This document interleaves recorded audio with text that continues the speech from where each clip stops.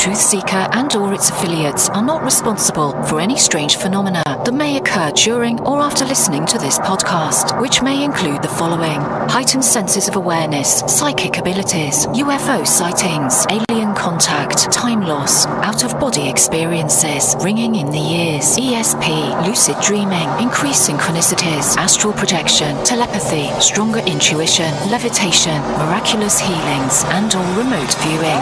Please be advised to listen at your own discretion.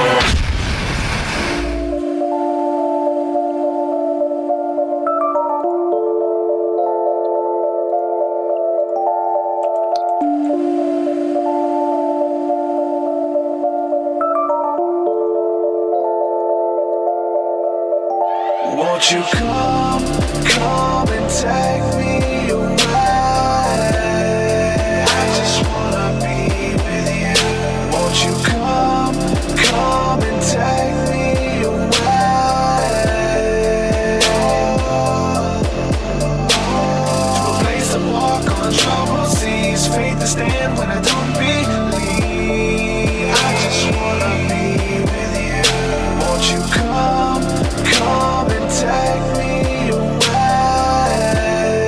I just wanna be with you. Won't you come? You are now locked into the TruthSeekah Podcast. Gargoyles! Psychics! Everything's ungodly! Dark Savage! Streaming live at TruthSeekah.com. She's not a Christian! Give it up, y'all. Your portal to the paranormal, esoteric, and all things spiritual. She's tampering in dark sided stuff! And now, your host, TruthSeekah. Yo, ladies and gentlemen, how's it going? I'm TruthSeekah. This is the TruthSeekah Podcast, man. Excited, delighted to be with you guys again today. It's been a minute since I've done a show. We had our 18-year anniversary last week and coupled it in with our family vacation, and then some of the patrons, some of the community came together and purchased us a extended stay at the beach in Destin. So shout out to the community and those people who have done that. You know who you are. I don't know everybody who had a hand in it, but thank you guys so much. It meant the world that you guys believe in us that way. So yeah, I tried to do a show last Tuesday, and it was the guests had the time off. When trying to convert the time zones can be tricky, so that was off, so we wasn't able to do that. But hey, we're back. 2 weeks in, a weekend, I don't know, everything runs together. Had a blast though, man. Had a good time of you know what I'm saying, refreshing, renewal, get away, get in nature, get in the beach, get some chlorine in my hair. So we had a blast spending time with family. But we're back into the swing of things. I've been writing a lot the last 2-3 days since we've been back, and just having so much revelation, working on 2 books at the same time, putting out this new EP that's coming out the 1st of July. So so much stuff coming down the pipeline, working with a bunch of people, working on websites, writing blogs, bunch of stuff, staying busy, guys. Can't go any further without saying a huge thank you to everybody who is supporting my work via Patreon.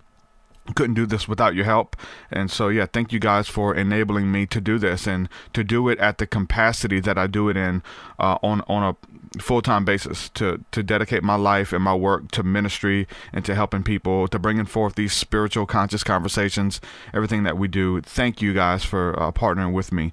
If you'd like to partner, head on over to Patreon. You get rewards. There's different tiers and different levels of giving to get access to my entire discography. 200 plus songs. You get access to our Thursday night School of the Mystics, Sunday morning Seer class, all of that cool stuff, our Discord server, private Facebook groups, all kind of stuff. So if you're interested in that, looking to build community, and you want to support at the same time, patreon.com/TruthSeekah. Y'all head over there and check out what all we have. Shout out to the latest patron that we have within the last 2 weeks here. Shout out to Paula Fields. Thank you, Paula, for coming on. Means the world that you believe in my work, and thank you for partnering with me. Also, Lisa Owa, thank you as well. And Julie Kehoe, you guys are awesome. So shout out to you. I'm going to go ahead and bring my guest in. But first, I want to kind of preface this and kind of talk a little bit about how we met. So Let's see. This goes back to 2013, I believe it was. So Modern Day Soulja, a.k.a. Matthew Schuler, was on a tour called the Christ Consciousness Tour. And he was coming through the South at the time. I think they were headed from Texas or somewhere, and they were headed through the South through connections. I have a friend of mine named Dustin who was actually in the same hip-hop group called Three Kings with Matthew, Modern Day Soulja, and Andre Aram. So they were in the group together on tour, passing through. And, we had connections, so they hit me up and said, hey, we'd like to stop and meet. We have a mutual friend, and so we had kindred spirits there. They stopped. We hung out. They came over to the house, and it was crazy. We got a lot of work in that one day of just building in the spirit, just on a friendship level as well. But it was the first time I've ever done this and the last time. But we actually sat down, got a beat. We wrote a song. Wrote our verses and recorded them. Usually I don't usually write them and then record them, but we wrote a song, recorded it, and then went and set up a set in my backyard and shot the music video. For me, a verse that I did, I barely even knew the verse. So I'm trying my best to say the parts that I know for the music video. And then half of the time I'm saying other words that don't fill in. And so we just had to kind of edit and cut it just right so it looks like I knew all the words or whatever. But it was for the song Fearless, Anthem for the New Age. So we did that music video. We set up a water sprinkler that shot in the air that was coming down like rain, and it was a really good video. It was the best video that I did up to that date, and so we put it out and we got a lot of traction on that, and a lot of people responded, and it was really cool. But that was a lot of work to go into write the verse, record it, the video, all in the same day. So that was awesome, man. We built in the spirit, and I'm excited to have this brother on my podcast to build. We've talked some over the years. We've worked on projects together and all that kind of stuff. But welcome to the podcast, Modern Day Soulja, aka Matthew Schuler. What's up, brother? Welcome to the podcast. What up, brother? Thank you so much for having me. Such a blessing, such an honor to be on your show, man. I've been watching, I've been seeing all the moves you've been making, so it's finally, it's a due time that we make this connection. For sure, man. It was funny because like we're trying to book it, and you're like, man, I don't know what to talk about, man. I don't know what I'm gonna talk about. I ain't got no projects coming out. I'm just, I said, dude, just follow my lead, man. There's a lot of stuff that we can catch up on, and questions that I have, anyway, that was gonna make for a good conversation. Absolutely, yeah. Because usually whenever I do an interview, it's always surrounding an album I got coming out, some type of project, something I'm doing. And I recently released a music video, but I was like, I don't want to surround the whole interview around that. So it actually worked out perfect that you're like, you know what, let's talk about the tour. Even though it was back in 2013, because we're actually, we're going to release a documentary about it, about 6 years later, but it's better late than never. So it worked out perfect that we're going to talk about this, because that was a great day and a great meeting, a great session that we had with you, because we were doing music all throughout the United States. And like I said, that particular stop in Alabama, man, when we did that song and that video, it was definitely timeless. For sure, dude. It was awesome. It still is. So yeah, if people haven't seen that, make sure y'all go over there it's on YouTube. If you type in TruthSeekah and Modern Day Soulja, it's definitely going to come up. But let's start. I want to go into the Christ consciousness thing a little bit more. We'll talk about the tour. There's a bunch of stuff I want to talk to you, even with that name. But just kind of give a background really quick about who you are, what you bring to the table for those who have never heard of you. Yeah, so I go by Modern Day Soulja. I'm a hip hop artist, and I do spiritual kind of conscious music. I've been doing music since 2006 when I graduated high school. Independent artist. I've been a part of a few groups, and I'm still going at it. I got a couple albums on iTunes, YouTube, Google Play, Spotify. And my music's just all about positivity, all about upliftment, all about, consciousness, about, oneself and just about spreading love. You know what I'm saying? I never really got into the whole trend of the music industry. I've always been about kind of critiquing myself and always like listening to my music to see how can I better it. But a lot of times I get a lot of feedback from people that my music is really unique and really original to me as an artist. And like I said, I'm I never really followed any trends, so I really have a specific sound, I guess you could say. And Modern Day Soulja, that's SOUL. So I really connect to the spirit, to the soul. I'm all about, I'm saying, the spiritual side of the music, and just, talking about God, talking about, non-denominational, kind of type of religious music, and just talking about what I believe spiritually. I always mention God.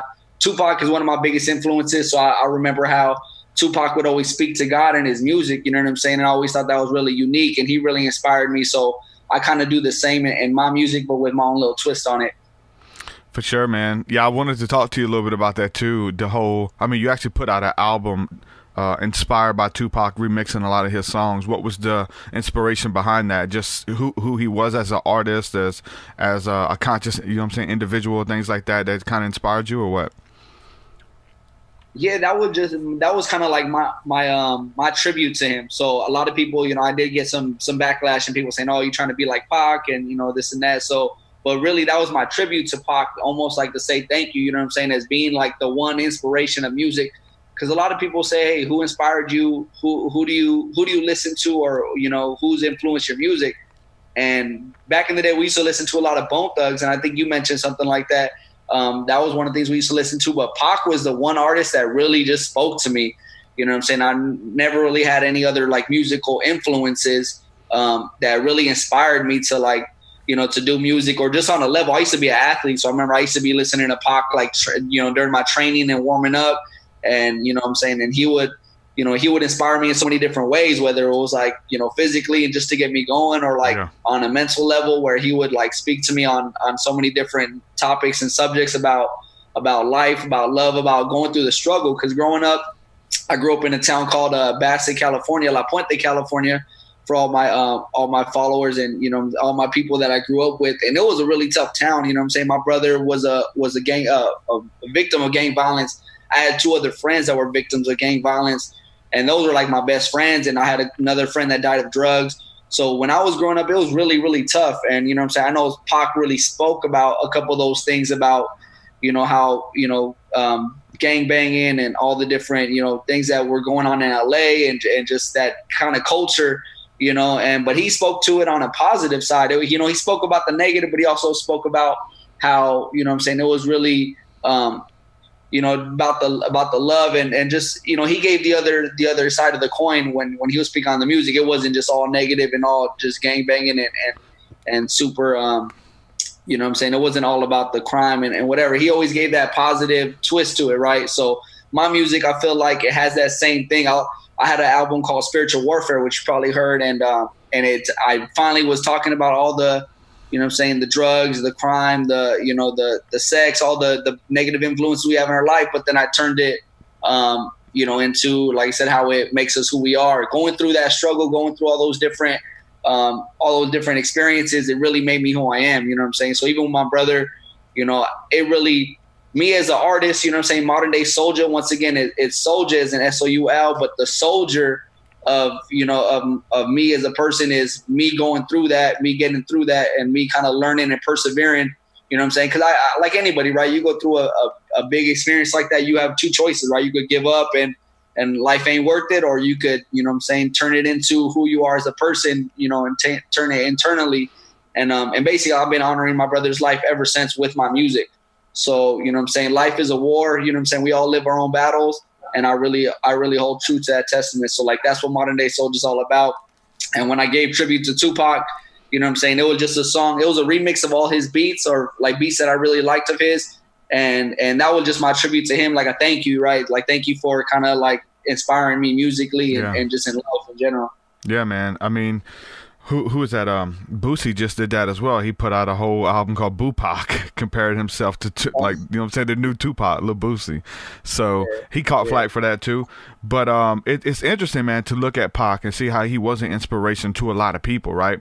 And the fact that a lot of people say that, Tupac was like, what I'm saying, bipolar, because on one side he's talking about gang violence and, you know what I'm saying, retaliation. I'm gonna be the last one breathing. I'm gonna kill off all my enemies, and I'm the baddest one out here. And then the other stuff, he's got respect yourself, come together in love, peace, unity, harmony, take care of the streets, take care of your mama, you know what I'm saying, all of this stuff. So it's like you have the conscious side of him, or you have the stuff that, you know, you probably don't want your grandparents hearing you listen to, you know what I'm saying? Yeah, he was really unique, and like I said, and I didn't go and say, okay, yeah, I'm gonna go do drive-bys and do some of the the gangbanging stuff he's talking about. I really obviously connected more to the love and all the conscious stuff they were speaking about. But obviously, growing up in that era, growing up in that neighborhood, you know what I'm saying, you had to have a tough side to you, you know. So listening to his music really kind of like, you know, and like I said, even athletically, it would pump me up. You know what I'm saying? I didn't go and do the things he was saying, but just from a musical component, it had a lot of great energy. I loved his voice. Like, his voice is really powerful to me. Yeah. So when I hear artists today, like, it's hard for me to attach myself to certain artists if they don't have a very strong, powerful voice. Yeah. You know, and that's one thing when I do find a new artist, I'm like, hey, man, I like this artist. And it typically has something to do with his voice, you know, obviously, and then what he's saying. But Tupac, I felt like he had it all. He had the voice. You know what I'm saying? He had the lyricism. I really loved his lyrics, what he was saying. And then musically, man, the beats, you know, working with Dre and just the sound sonically, I really loved the music. And then on top of that, I felt like he spoke to me, like I said, growing up in the era that I grew up, you know, in the neighborhood that I grew up. And, you know, cause like I said, I did have to have a tough side to me. So even though I used to hang around with gang members and stuff like that, I never really, you know, I didn't end up being in the gang, but, you know what I'm saying, you still had to be you still had to have a tough side to you growing up where I grew up. So Tupac really, man, he did a lot for me, you know, and he was probably the one artist that did a lot for me because I didn't listen to too many besides him, Bone Thugs, and, you know, a lot of oldies and stuff like that. So, but man, Tupac, yeah, I feel like you know what I'm saying, he had a little something for everybody, you know, and that was the cool thing about him is, you know, no matter what you're going through or kind of what you're into, I felt like he had a little bit of kind of something for everybody. Yeah, man. It's crazy to listen to his music and to like, you have a lot of people who like talk bad about it, especially from the Christian community. Oh, I can't listen to that. And for me, there's a lot of songs that, yeah, obviously you don't want to listen to the retaliation songs and the shoot 'em up songs and stuff like that. But it's almost like he was like a psalmist, man. He was like, when you read the Psalms of David and then you read Tupac's lyrics, help me, God, my enemies are coming for me. I need help. Like, and he's literally, like you're saying, he's travailing in the songs, asking God to help him, to protect him, to give him a way out. And then you read Psalms, David's like, my enemies are coming for me. They're on every side trying to kill me. I don't know what to do. I'm trying to make the right decisions. It's like, wow. You know, Tupac was like a psalmist, man, you know? Not only that, he was real genuine. So with that being said, like, he was genuine and he was an artist, but he was a human, you know what I'm saying? And like, his human side came out in his music. Like you said, whatever, that's how you know what he was going through. And I think a lot of people respect him because when they hear his songs and when they hear the evolution of his music, it's like, man, you could see at one point he was literally fearing for his life, or he knew he was talking to God like, hey, man, like, today's my last day. You know what I'm saying? Me against the world, all eyes on me. You know, he knew his time was going to come. And that's why a lot of people say he was a prophet, this and that. But when he would speak to God, like in his lyrics, when you would hear him speaking to God, asking for favors or, you know, for whatever it was, it's like you could hear he was going through it and he would put it in his music. He wasn't just fabricating all this stuff. You know what I'm saying? A lot of people say he did, you know what I'm saying? He was like an actor or whatever because he was a smart guy going on the East Coast. He went to the Jubilee School of Music, I think it was. And, you know, so, you know. Great actor. Actor, you know, poet. And that's another thing. When I started music, I started doing poetry. So, like, to learn he was a poet and to read his poems, like I said, I just connected with him on different levels. And like I said, he was genuine with his music. You know, he didn't hide who he was in his music. He put his genuine feelings and like what he was going through, his emotions, and like I said, his spirituality. You know what I'm saying? He never said he was Christian, Catholic, this and that. He just was speaking on what he believed, and like he obviously believed in a higher power. And at that time, I don't remember too many artists speaking to God, speaking about God, and like so that opened me up even spiritually, right? Like I was, you know, kind of bouncing around. You know, when you're younger, you don't know what to believe in. You don't know. You just go by your instinct and your intuition. And I feel like he opened my eyes as far as you know, on a spiritual level as well. Yeah, there's something about it, man, to say, like, I listen to a lot of Christian music, listen to a lot of gospel, whether it was gospel rap growing up or whatever. But there's something different when you hear your favorite secular rapper put out a gospel song. I mean, now we mention his name, we'll get thrown under the bus, but R. Kelly's gospel songs are amazing. He's got his songs you listen to, they kind of make you want to cry. Talking about the power of prayer and talking about these different situations and scenarios where God steps in and saves you. And man, they're really powerful. DMX, Lord Give Me a Sign. Like that song, when that came out, it's like, wow. Even Bone Thugs and Harmony, he's talking about the crossroads and things like that. When your favorite secular artists put out these gospel songs, it's like, hold on. These dudes aren't in the Christian music industry. These guys can make whatever song they want. And they're really, you know what I'm saying? You could tell they really mean it. When DMX is crying, Lord, give me a sign. You like, hey, this man is really seeking after a sign. It's genuine, right? Yeah, absolutely. And when we grew up in a unique era, like, I feel like you could still find some good artists and good music here in today's, generation. But I feel like we grew up in such a unique era as far as musically.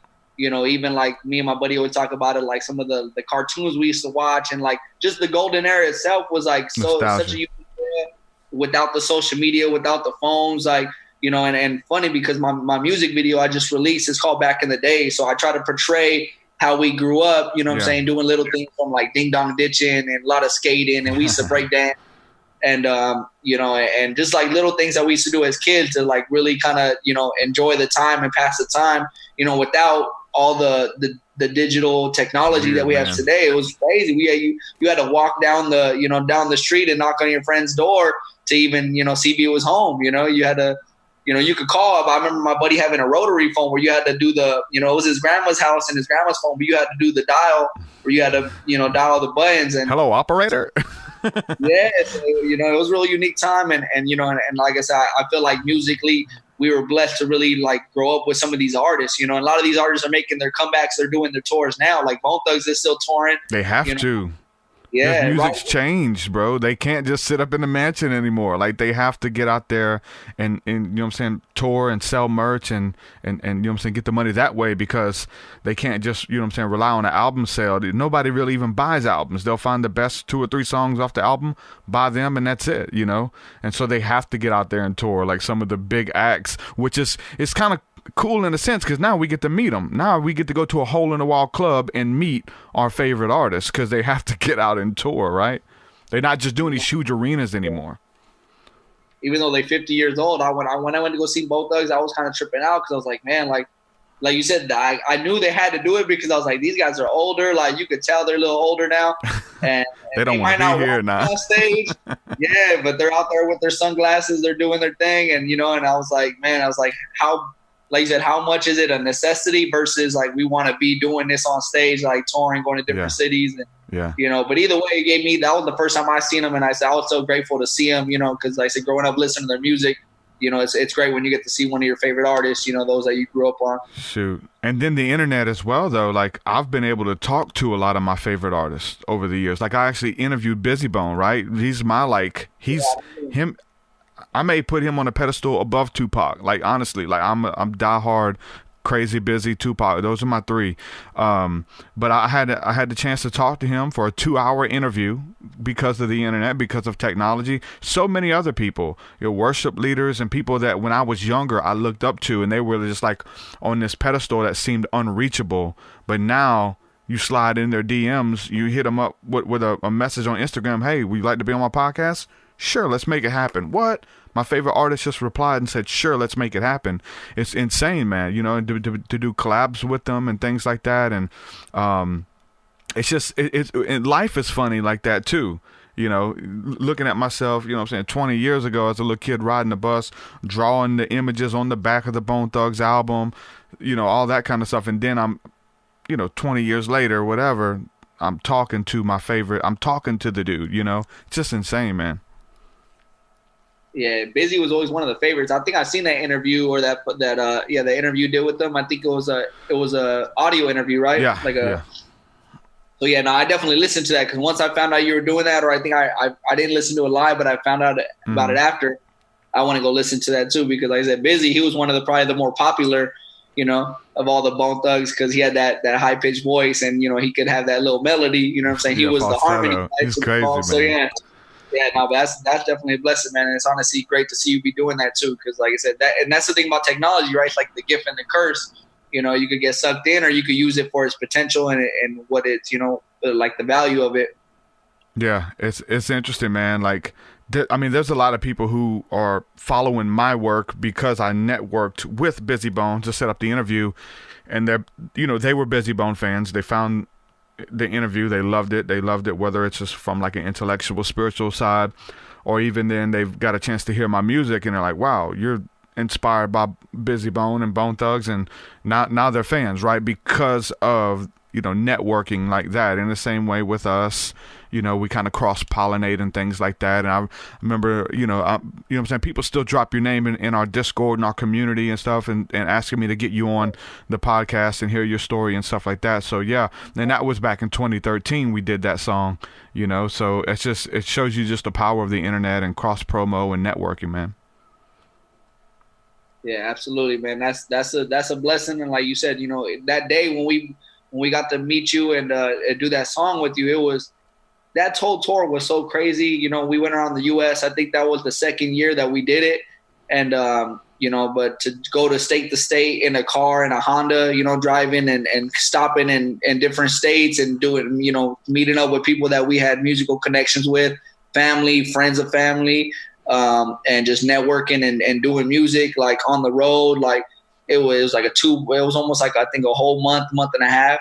That was a real enlightening experience. And, you know, so to have you a part of that, like I said, that's always going to be, you know what I'm saying, that's something I'm never going to forget. I'm always going to have with me, you know. And like you said, it was almost like meant to be. You know, I figure like we all took our paths since then. We've all been doing our own thing, but definitely that was a portion in our lives that we could always like retract to and go back to.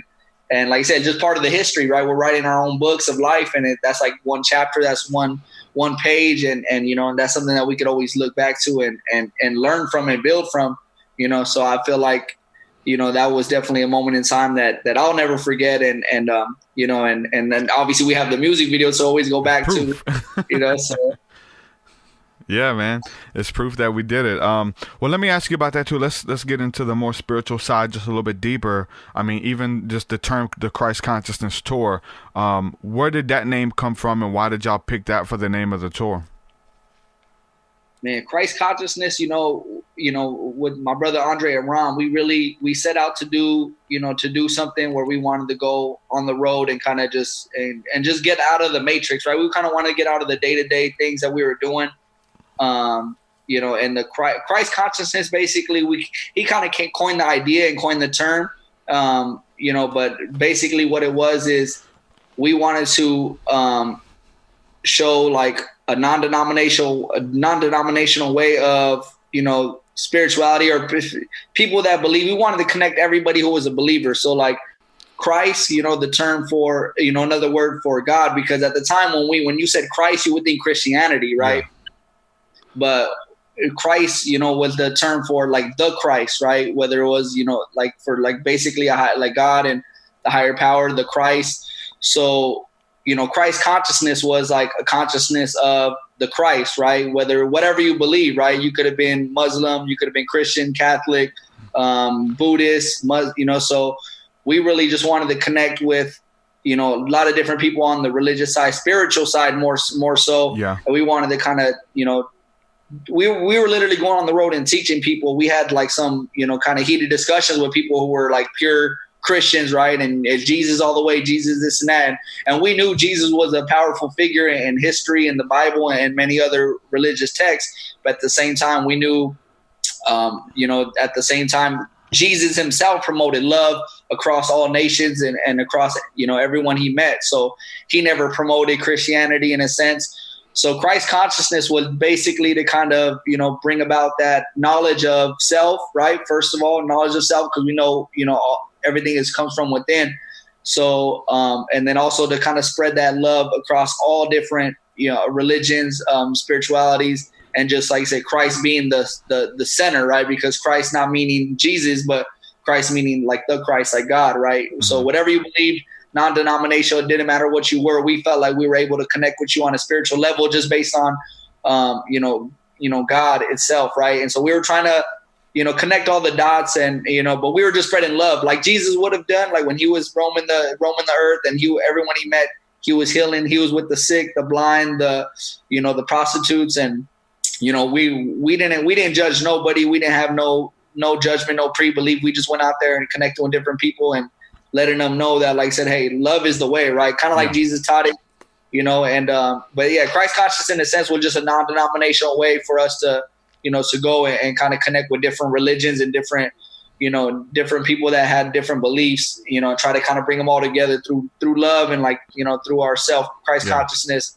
So that's what it kind of was. He coined the term, but we just went with it. We felt like it had such a ring to it and such a power to it, So everybody who we met that we said, oh yeah, the Christ consciousness store, everyone had a raise the eyebrow, like, oh, what's that?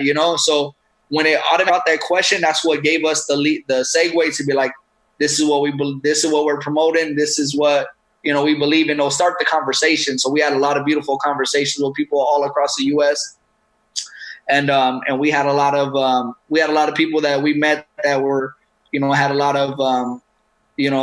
of spiritual power. Like we met with people from we met with monks, we met with, people that were Christian, and, but Christ consciousness, that all was consciousness of the Christ or yourself. And just kind of just, like I said, knowing that that's like the source, right? Yeah. It's interesting, man. I'm trying to wait in here. Something's going on with the connection. I'm trying to make sure we're still connected. This is insane. Okay, there we are. Yeah, that's a big thing when we're talking about Christ consciousness and what is that, and is it Jesus? And so people want to, if we mention that, or if we're talking about Jesus, they're like, I'll get messages in the stream. They'll say, okay, are you talking about Jesus or the Christ?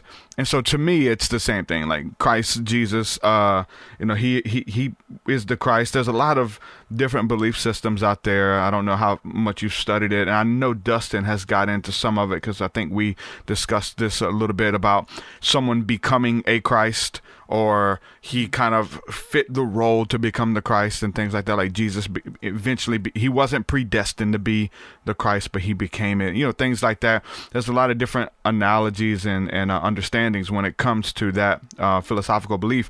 But to move past the term Christ, because that's broad, Jesus kind of narrows it down a little bit more. For you, what is your experience with Jesus? Like, do you come from a religious background? Do you pray in the name of Jesus? Like, what is your encounter, or have you even encountered the person we call Jesus versus even the Christ term? Yeah, so my background is kind of odd or unique. So my dad, he was raised Jewish, and then he came out here. He was from New York, so he came out here to California, met my mom, and my mom, I don't know if she was Christian, how she was raised, but she was more like of a Christian Catholic background, and so I was never really like baptized, so I just kind of was raised and kind of like was raised to, on my own to kind of figure myself out. I didn't have a bar mitzvah, I wasn't baptized and, Christian. So I was kind of, figuring my own way out, figuring my own self out, kind of just like I said, kind of looking within, finding my, what my intuition kind of feels. But I noticed that I've always knew, like even from a young age, I always knew that there was something more. Like I remember we had a homework assignment probably like back to like third grade type of thing. And they were kind of like asking you, what do you believe in? Do you believe in like reincarnation, or like do you believe in, like different things like that? And I remember I stuck to reincarnation at the time as a kid, only because as a kid I couldn't comprehend that you die and all you see is black.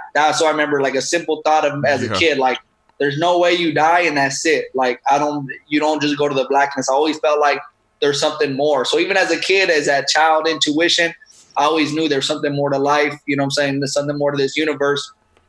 And now growing up, I'm just so in tune with like nature.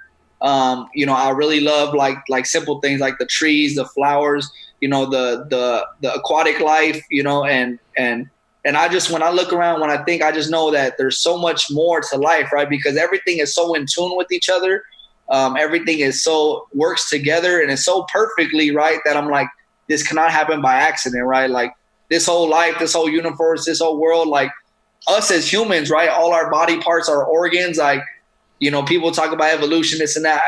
Ultimately, I know there's, you know, it's too perfect to be by accident, by chance, right? So that's kind of always been my thing.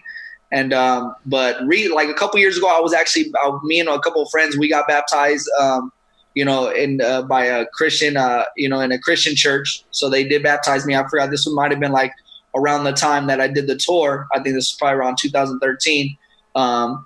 So, you know, and I do pray, like I try to pray as much as I can, you know, but when I eat or like, you know, when me and my girlfriend, we pray before dinner time and stuff like that. So, but once again, I never, you know, I do believe in Jesus. You know, I know that Jesus is the way, the light, you know what I'm saying, the savior. But I'm just not so much religious, right? So I don't like religion is for the sake that I don't like to condemn other people for what they believe or what they don't believe. You know what I'm saying? So, but I know across all religious texts that Jesus is a you know, a main figure and a main, you know, mainstay in a lot of spiritual and powerful books. So like speaking about the Christ, like you mentioned, I know, like, for example, they in the Krishna temple, which we also visited the Krishna temple when we were on the tour, they believe in Buddha as the Christ, right? So, or Krishna, right? So we have all these different Christ, Krishna, Buddha, Jesus, but it's like, you know, at the same time, we felt like everything is all these religious texts and all these different religions. They have like the same story or the same. It's like a different story or like a different. How do you say it? Like a different, like you know, like the same story but like a different flavor, right? Or a different time, like a different narrative or something. Yeah.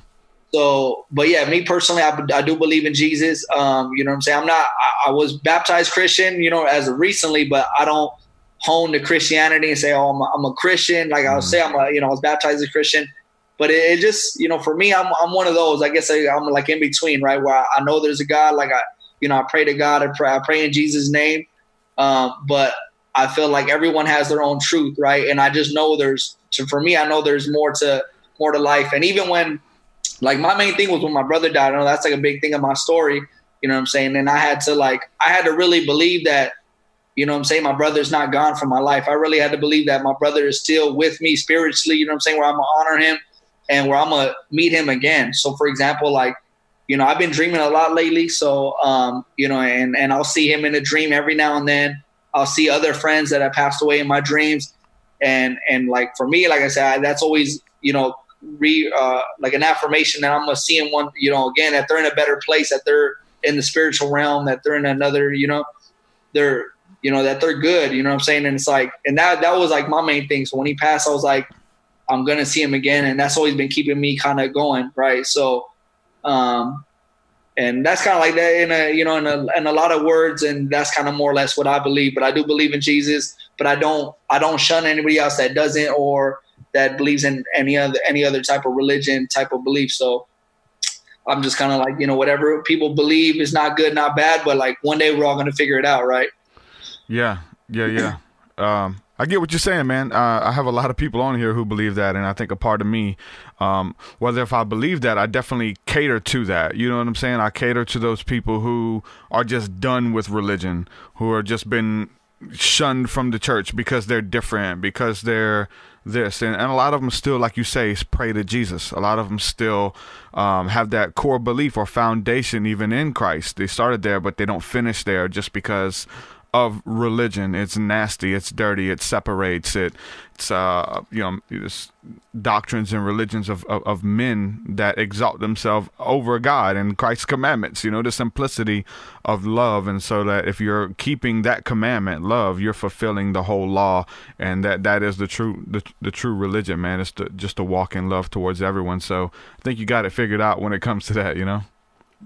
Because that's the thing, right? Jesus, when you study Jesus and when you learn about Jesus in the Bible, you know, he basically was love, right? He showed love, and like you said, it's almost like just being a good person, right? It's like, you know, and being non-judgmental, you know, showing love to those, like your neighbor, right? Love your neighbor, honor your father, like.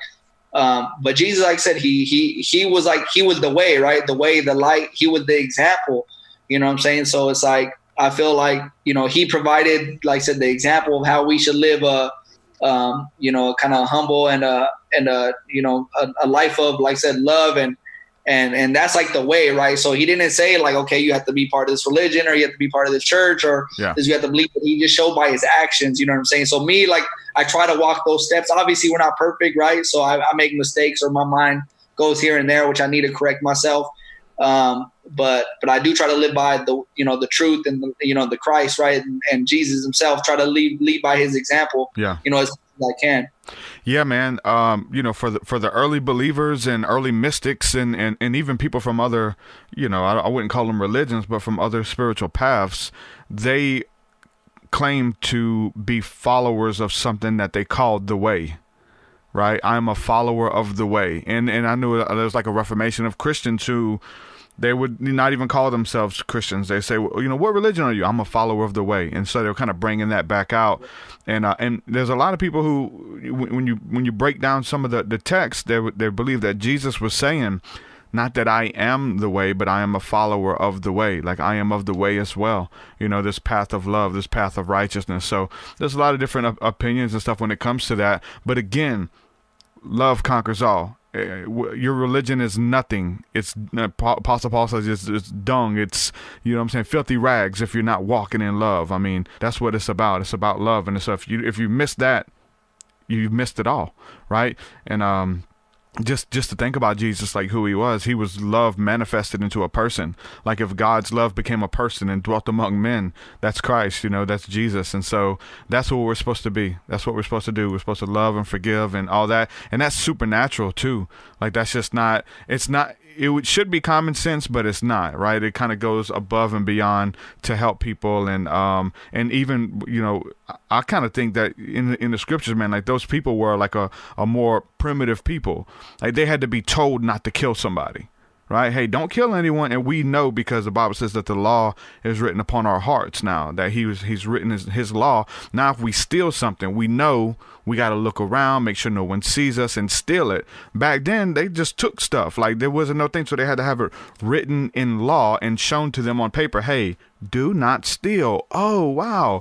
So now the newness in Christ and the new covenant, like he's written his law upon our hearts. So we know when we're sinning against God. We know when we're lying, stealing, cheating, lusting over another man's wife or whatever. This stuff is written upon our hearts.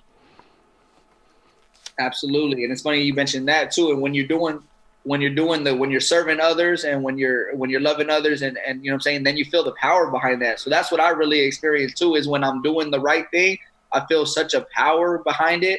I feel like things work, you know what I'm saying? The universe almost works for you, right? Everything kind of comes together and works perfectly when you're trying to do the right thing, right? When you're walking in love, when you're being righteous, when you're serving others, right? When you're not for yourself, but you're kind of doing for others as Jesus would have, right? When you think about your fellow man, your neighbor, love thy neighbor. Yeah. I feel like the doors open up so much. And it's like, I just feel like the power behind it. I feel like you feel it in yourself that like, hey man, this is the way, right? That's how I sometimes feel when I'm trying to, trying to honor Jesus and trying to like kind of live by those standards. And like you said, not only do you feel when your mind's, thinking about this, going this way, or if you do judge somebody, not even thinking about it, you feel bad about it, right? Or at least me, I feel bad, and then I got to like correct myself. And then on the other side, like you said, when you're doing the right thing, I feel like you feel so much of the power of, of God and Jesus. And at the same time, things start opening up for you, right? So when you're doing the right thing, like they say, the universe kind of works for you, right? Doors open. Yeah. And that's kind of what's been going on with me when I'm, in my life, just little things, like little demons that I have to conquer, like little battles I have to fight, as much as I'm like, I kind of want to be a normal human being and just do what I want to do. Right. But I notice when I do strive for better, when I strive to, to be who I think I should be, I notice that doors and pathways start opening up, and it's kind of a reminder like, hey, you're right. You're on the right path. You're doing the right thing. And like you said, and then you also feel that power when you are helping others. You know what I'm saying? So I love to help others any way I can. And I feel like you do feel a sense of power and a sense of love, a sense of relief and a sense of joy.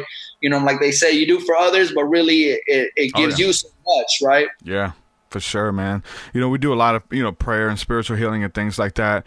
And just whenever we're in that, I'm getting ministered to just as much, because I'm like in the flow of that energy and praying, and I know I'm doing the right thing. And whether we're leading somebody to Christ or baptizing someone, like I feel like there's like an eternal value that we're doing something that has an eternal weight to it that's gonna last on the other side. Like you're really helping people, and so there's like this sense of gratitude that you get from doing that there's nothing like it, and that, hey, this has weight to it. When you're helping someone, when you're going above and beyond, and then you live a lifestyle of that, right? You live a lifestyle of just laying yourself down for your brothers and sisters, and to help people and nurture them and speak, the best. You be able to see the best in those people and speak it out and help cultivate that, believe in people even when they don't believe in themselves. And so this whole spirituality, it's in Christianity, it's in all the religions, it transcends religion. It's really about walking in the spirit of love. And so whoever learns how to do that to whatever capacity, man, it's very attractive to anyone. And the Bible says that love covers a multitude of sins, and against love there is no records of wrong. So whatever you do out of love is always right, man. You know what a funny thing is? A great example I hear is in LA. There's a lot of homeless. The homelessness has been so much like expanding, and there's so many more people on the streets now. And with me personally, so one of my things is when I see somebody on the streets, I have so much compassion for them, right? But at the same time, there's always that thought, because people think differently, right? So I know there's always that thought, all these people need to get a job, right? Or these people, they're just beggars, right? And they're not doing for themselves. They just want to leech off other people. And some are and then there's always the theory that these people actually are just doing it because they make a good living off of it, right? When they could be doing others. So but whenever I'm at the corner of a freeway exit, or, if I'm going to the store and I hear people that they're asking me for change or whatnot, and usually I don't carry cash, you know what I'm saying? But I just always feel that need. I need to help this person. I need to do something for them, even if it's just a simple, hey man, I'll either offer them to buy something to eat. So that's funny, because out here it's crazy. So you'll see a homeless or a gentleman asking you for money, and you'll say, hey, if you're hungry, I'll buy you some meat.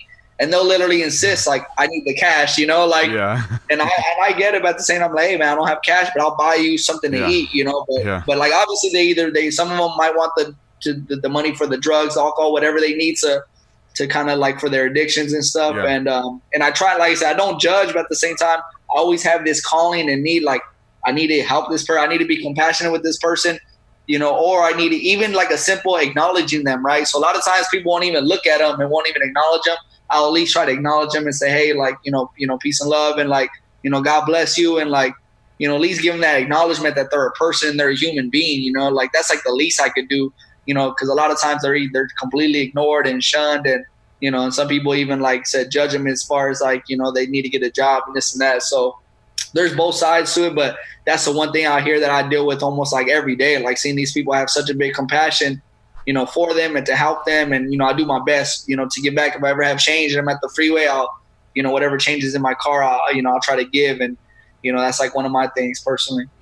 Yeah, there was a comedian some time ago. They put it was a song that was done to a comedian's voiceover or whatever, and there was a part. It was talking about the homeless in the city. It was I see those homeless people out there, and I think twice. What I'm saying, should I give them some money? Should I help them out? And I'm like, you know what? I'm gonna help them. People are judging them. If I give them money, what are they gonna do? Take the money and buy alcohol with it? He's like, yeah. That's the same thing I'm going to do with the money. I'm going to take the money and buy alcohol. It's what you want to do? Buy, what I'm saying? Have them buy a rug and save up and all this kind of stuff. But it's interesting, though, man, because I just seen the thing on Facebook, an article. You don't know how real it is. I mean, most of the stuff we see on there is fake and fabricated, clickbait stuff. But it was a guy on the corner at a car lot, and he was just panhandling, asking for money. And it said that the owner came out there and offered him a job, $10 an hour, cleaning cars and doing stuff. And the guy turned it down. He said the guy turned it down and said, I make more money than all of you guys here put together. And it's true, man. I mean, they make money, bro. They really do. I remember we went to New Orleans just for the day. My wife had we was dating at the time, and she was going to go to be a delivery driver for Domino's, and she had this orientation that took like 2 hours. But me and a friend of mine went with her to New Orleans, and we just had to hang out and wait. And we was in front of we was at the Domino's, so we went to the corner in New Orleans, and we're just asking for money. We were saying we needed money to ride the bus, because we was at a little bus stop, right? It was like, hey, can we? Every time the light would turn red, we'd ask people. There's this young dude. We made like $14 in an hour. We went over there and got a pizza. We stood there, asked for money for an hour, and we get 30 cents. 60 cents, 75 cents, $1, $2, whatever. People were handing us, and so every time that light turned red with that traffic, we got a whole new fresh batch of people, we were only asking for just a few cents to ride the bus, and we ended up getting like $14, man. Went and bought a pizza. So you got to think, man, people who are good at it, people who are getting $10, $5, $1 each time, man, they're making money. It's crazy. They've followed a lot of people who do that stuff and who make good money, and they park a nice car down the street and then they walk to their corner and all that. They do that jump for a living. It's crazy, man. Back in the back in the biblical times, you had to get like a permit to do that. Like the people who were begging in the streets, they were actually given a permit to beg, and they would wear a certain sash or something on their clothes to let them know that the government said, yeah, this guy is sick, or this guy he can't work, so he can beg. You know what I'm saying? And so they had to be ordained to do that, or whatever you want to call it. An epidemic out here, but at the same time, like, that's just one thing I always catches my mind and my heart, like, where it brings out the compassion of me, right? Like we're talking about just knowing how to help you got to help your fellow man, Yeah, man. And it'll get you. You got to be careful though. Like you have to like have that discernment. Like, is this guy tricking me? Is there a car parked down the road? But and I'll say you have to do that just because you can't help everybody. With that heart of compassion, you want to help everybody. And I've seen people do that. Like I've seen, people, just because they have that heart of compassion, they're driving and they see a homeless dude or a hitchhiker, they'll stop and pick them up, and they'll drive an hour and take the person out of their way and give them all the money in their pocket, and they'll keep doing it. Like I've seen, and it's not all like, it's a nice gesture, it's not always wisdom just to pick up random hitchhikers, but I've also seen people like take them into their home, like homeless couples with around their kids, and like just random people they don't know, they let them live there for like a couple weeks or something until they refuse to get a job, or because they might try to lie to you and say, yeah, I'm trying to get on my feet. So, hey, you trying to get on your feet? Let me help you.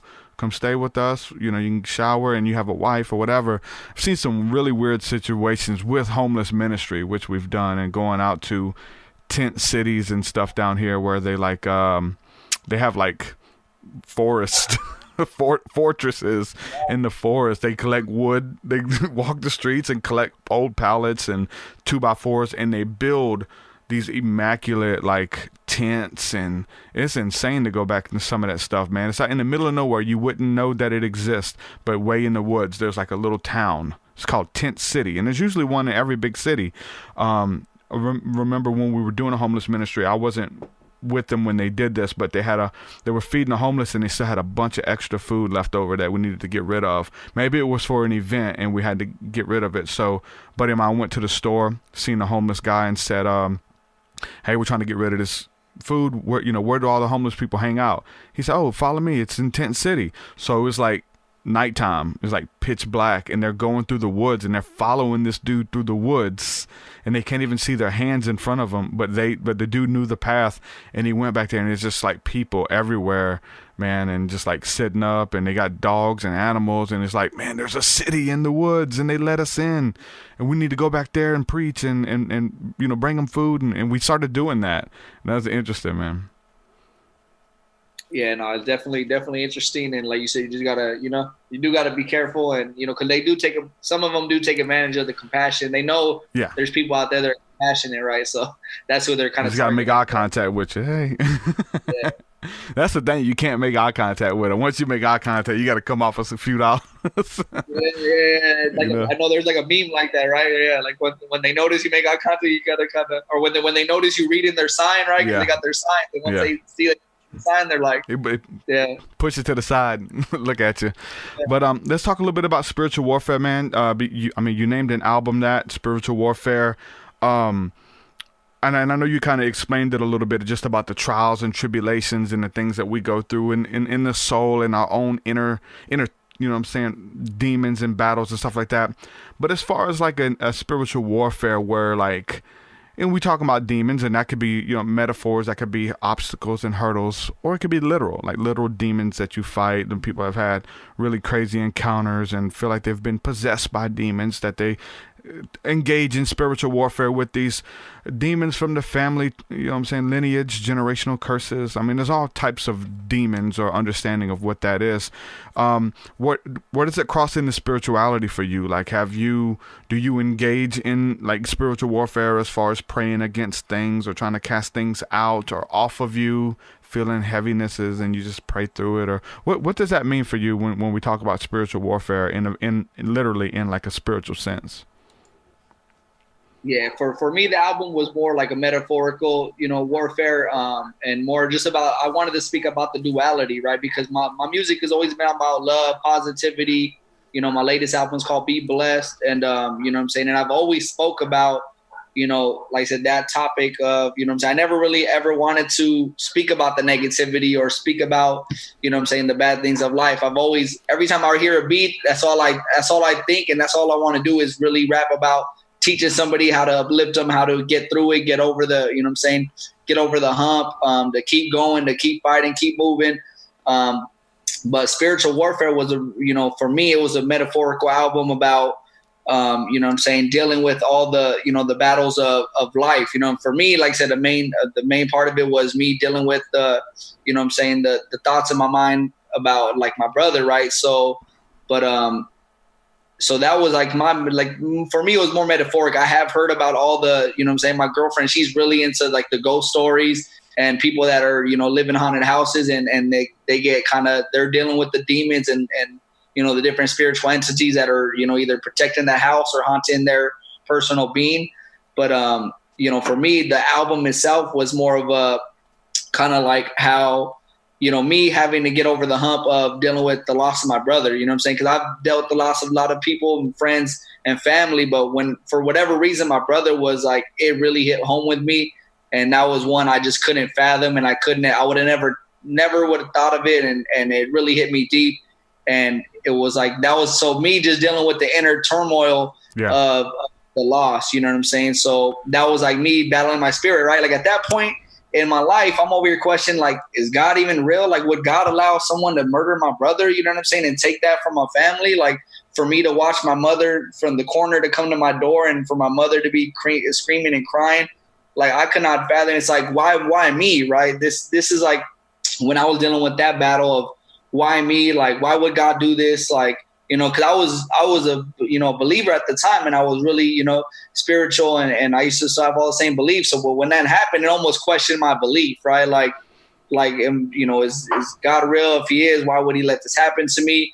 And I really had to battle with myself and look internally, and like I said, and come with the belief of, like I said, like everything. See, then I came out on the other side. So I went through my own internal, like, turmoil inside, and I came out on the other side as far as, you know what, everything's meant to be. As far as sad as that is to say, right? Things are meant to be. Everything happens for a reason.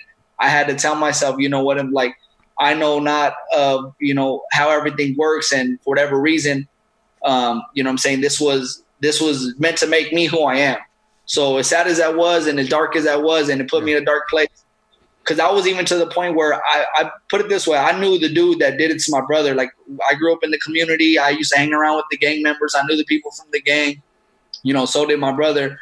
So when it happened, you know, I got word of who it was, and, you know, and he was not too far from where I was at. So I was already having visions of, you know what I'm saying, okay, I'm going to call my homeboys that carry guns and, you know what I'm saying, are willing to ride for me, you know, because I was getting calls too. Hey, Matty, you know what I'm saying, let me know when you're ready. You got, you know, and all this stuff.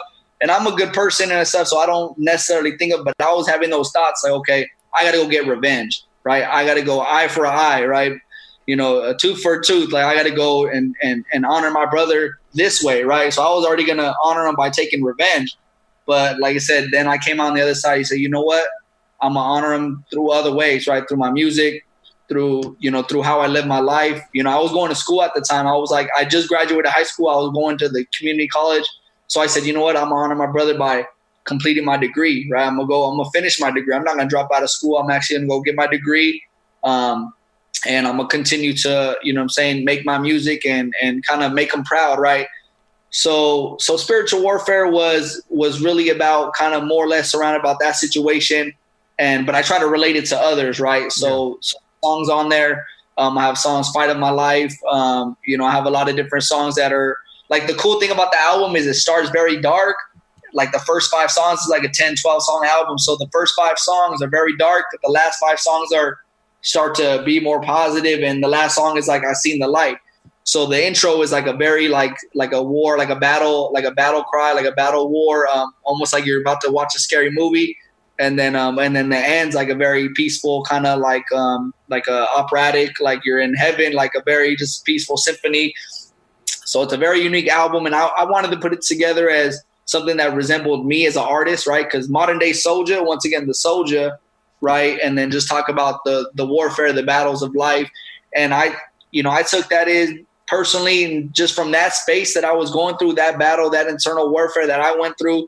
But I tried to, to kind of relate it to everybody, no matter what you're going through, whether it's drug abuse. So I have another song called Love Drug, where it's literally talking about every drug in the book and all the addictions that people go through, whether it's alcohol, whether it was, weed and stuff like that, which I used to,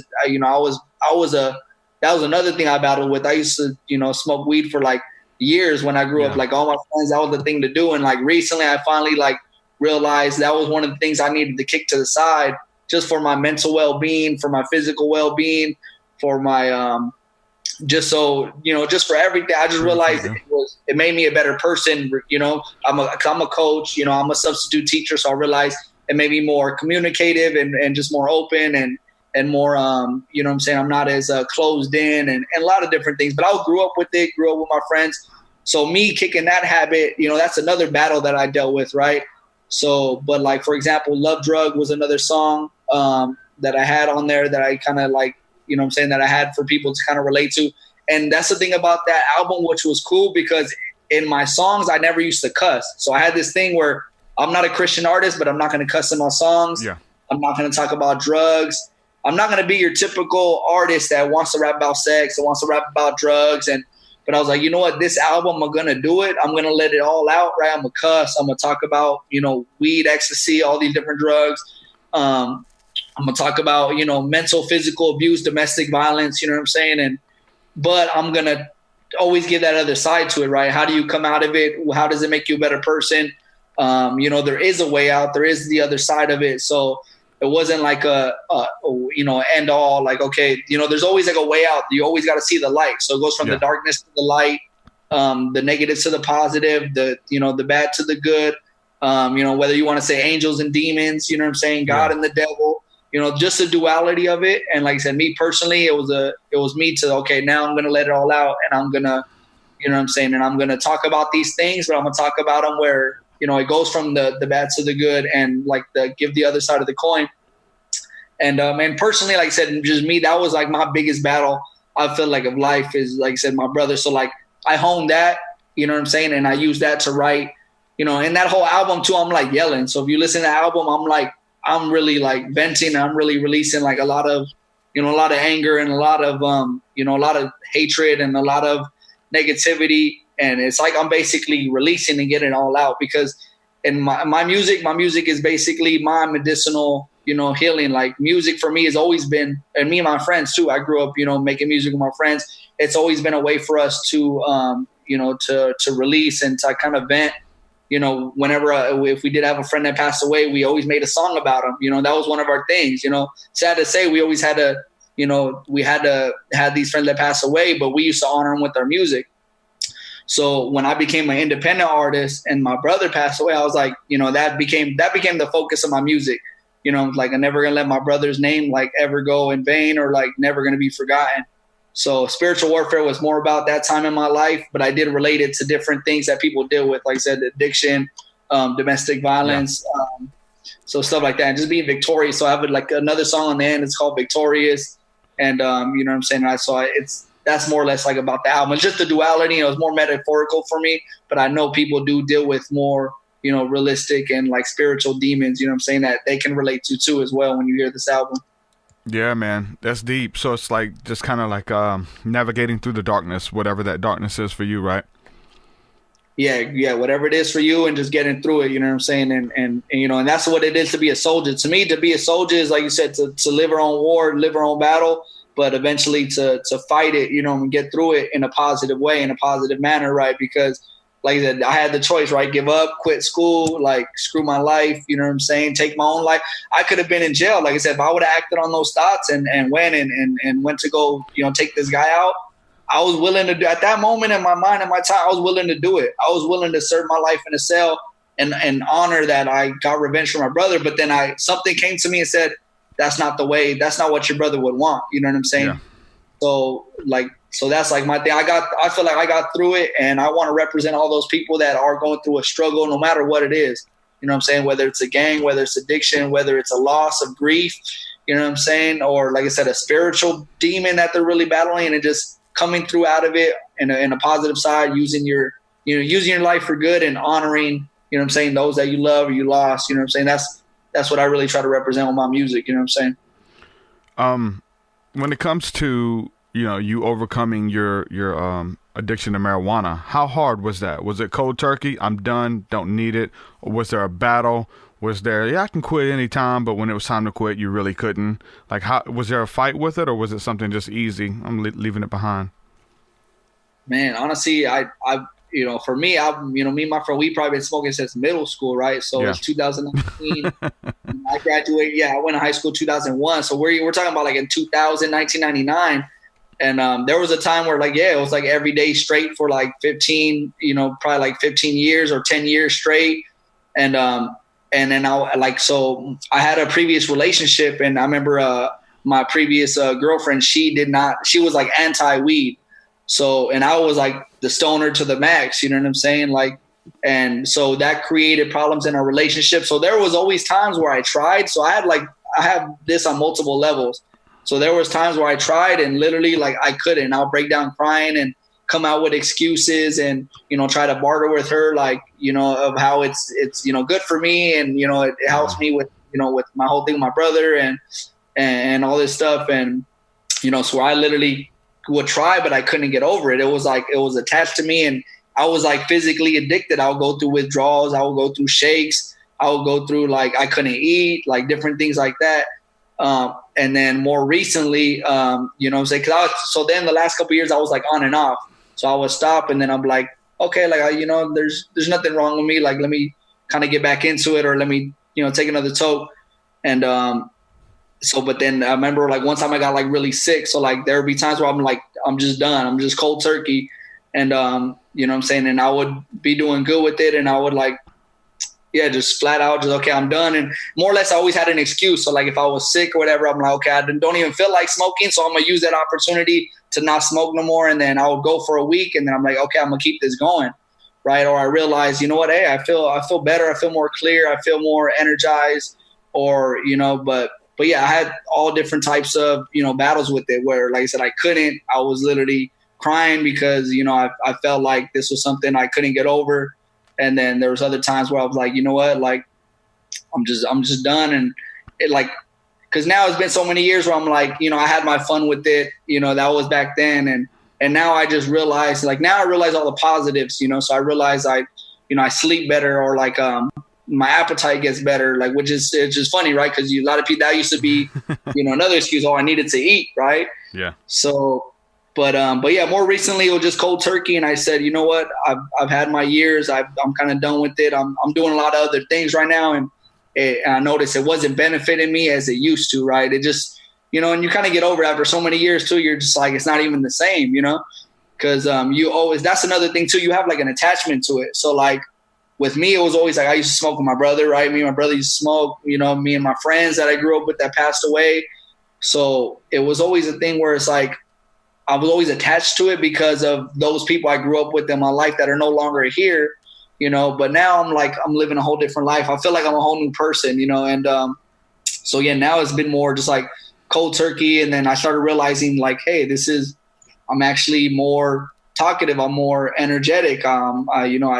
My my sleep is better, or my appetite is better. I'm actually able to eat a little bit more. Like I look healthier, or my music too, right? Doing music, I'm able to, perform on stage without getting winded, or I'm able to write more songs. I'm not like how do you say it? Like I don't have writer's block. You know what I'm saying? And it's funny because a stoner will have every excuse of why they need weed. Oh, I need weed so I can write lyrics. Oh, I need weed so I can eat. Oh, I need weed so I can sleep. But for me, it turned out to be the opposite. And to me, I just felt like that was my one way that God showed me, like, hey, like, you don't need this. You know what I'm saying? Like, it's something I've always battled with internally. And I just, I always felt like if I kicked the weed, that was like the one thing, because I didn't drink. I wasn't a big drinker. I wasn't a gang member. I wasn't doing like all these bad things. But the weed was the one thing I felt like, you know what, this is like the one thing that's like kind of, questionable about me. Oh, he's a stoner, right? Like even a lot of my friends that know me from back in the day, they probably know me as being the kid that used to come to school, class high. In high school, I used to play sports. I got kicked off my football team because they knew I was, always getting high. But even then, that was a big deal for me because I loved the football team. I was still athletic. I was still fast. I would still play and practice, but I had to, smoke or whatever. So now I was like, you know what? It was always been the one thing that was hindering me. So I finally kicked it. And I said, you know what? I'm starting to realize that it ultimately it's better for me in so many different ways. I dream now, which is crazy. So back when I was smoking, I wouldn't dream. I would just black out. Like I would just sleep and wake up. It felt like 5 minutes. So now I'm sober for whatever reason. I dream like every night. I have these crazy dreams. Some are more vivid than others.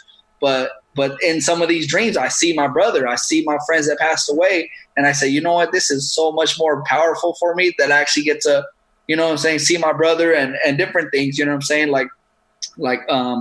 So though, I just felt like I said, ultimately it was so much more better for me. And then recently, I think it's been like here and there, I'll kind of slip or whatever, but it's at least been 6 months or a year.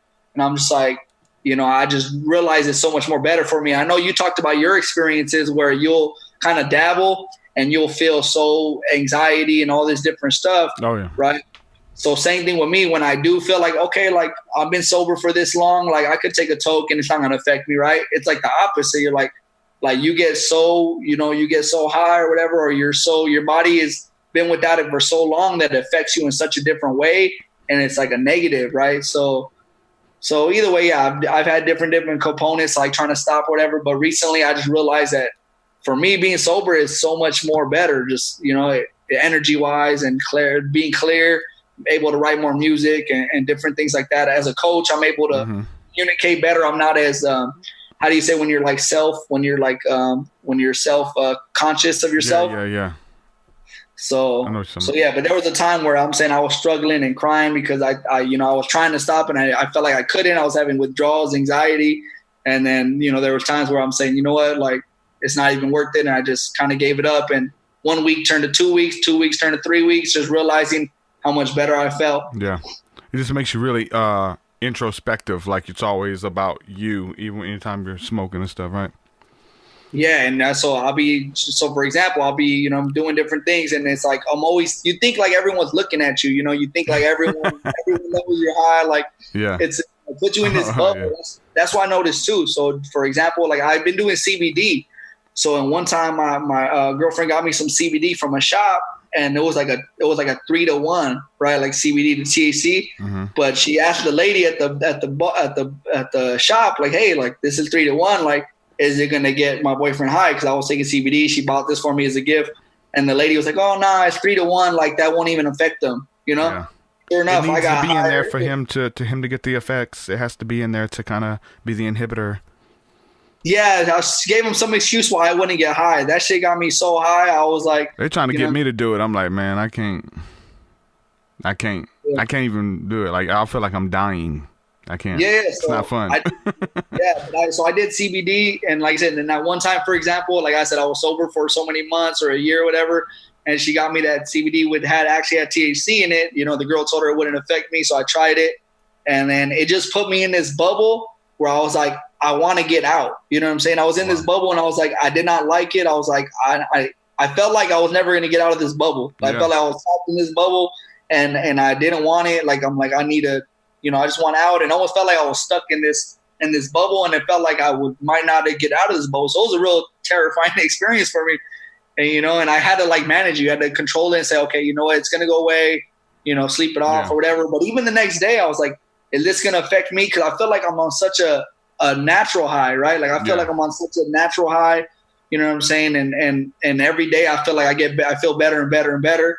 So I was like, oh man, is this going to affect my, you know, all my motivation or my energy or my productivity? My productivity has been so much more better. I accomplish more things.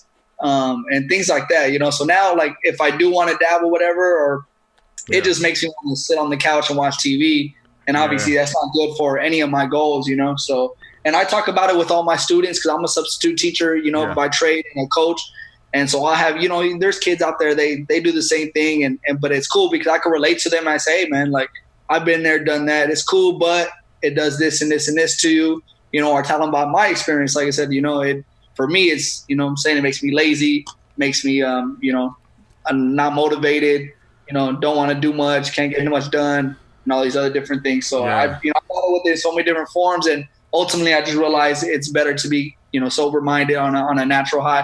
Because God, like I said, this life, man, it gives you, it's funny because even when I work out or sometimes I'm hiking and just random times I just look, I'm like, I feel high right now. Like, it literally reminds me of being high off weed. And I'm like, this is how I felt. Like, this is how it felt being high off weed.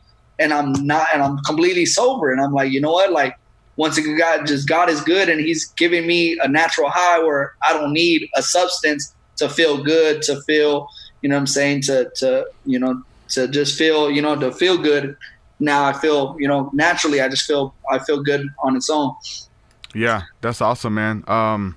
Yeah, what I've experienced from it, you know, as a teenager, and, you know, teenagers, you know, by a long shot shouldn't be smoking with their minds still developing and things like that. It's definitely not good, you know. And I posted just the other day, and I just threw it out there. I said marijuana causes DDD, and I wanted people to look it up, see what it was, and I really didn't go into details, but most people were making jokes about it or whatever. But it's a real thing, man. I experienced it as a teenager. Depersonalization, derealization disorder. You feel like you're in a dream, and you get high, and you feel like you're always high, like you never come down. And you're like in a dream realm. And there's you know, I used to joke, I want to die like this. I want to stay high. I wish I could stay high. But really, like, no, you don't. Like, it's hard to function. It's hard to pay attention. And it's like, you almost feel like you're in a damn hallway. Like, you step back and you're in a hallway and you're stuck. And it came from having that panic attack and the heart racing and sweating and turning pale. And I remember as a kid, I didn't know. Nobody else did that. I look back at my mom. My mom had a couple freaky encounters. I remember when we were kids, we was like, what's wrong with mom? I remember her, and I had something very similar. When that happened, she felt like a bug crawled in her ear. She got real high. She's just out of it. She felt like a bug like crawled all the way in her head.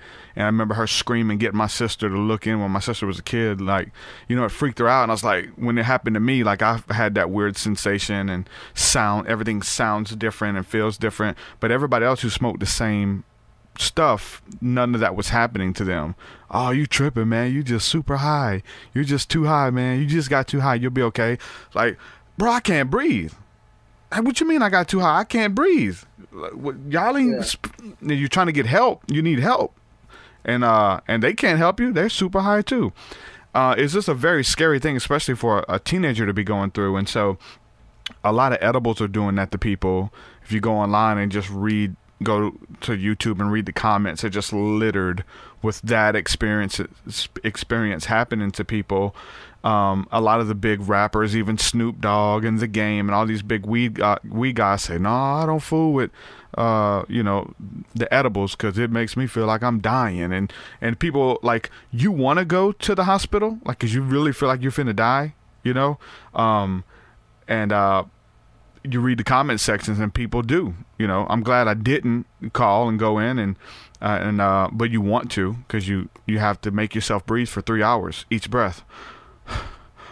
And you don't know the rhythm to breathe on. It's scary, man. It is so scary.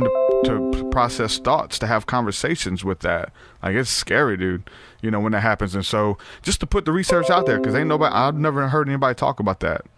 I've never heard anybody talk about that, and it is a thing. That I don't know the percentage. Maybe it's 1 in 100 people. Maybe it's 1 in 40. I don't know the percentage that you can do the research, but the fact that that can happen to you, it's scary, bro, and people don't even know it.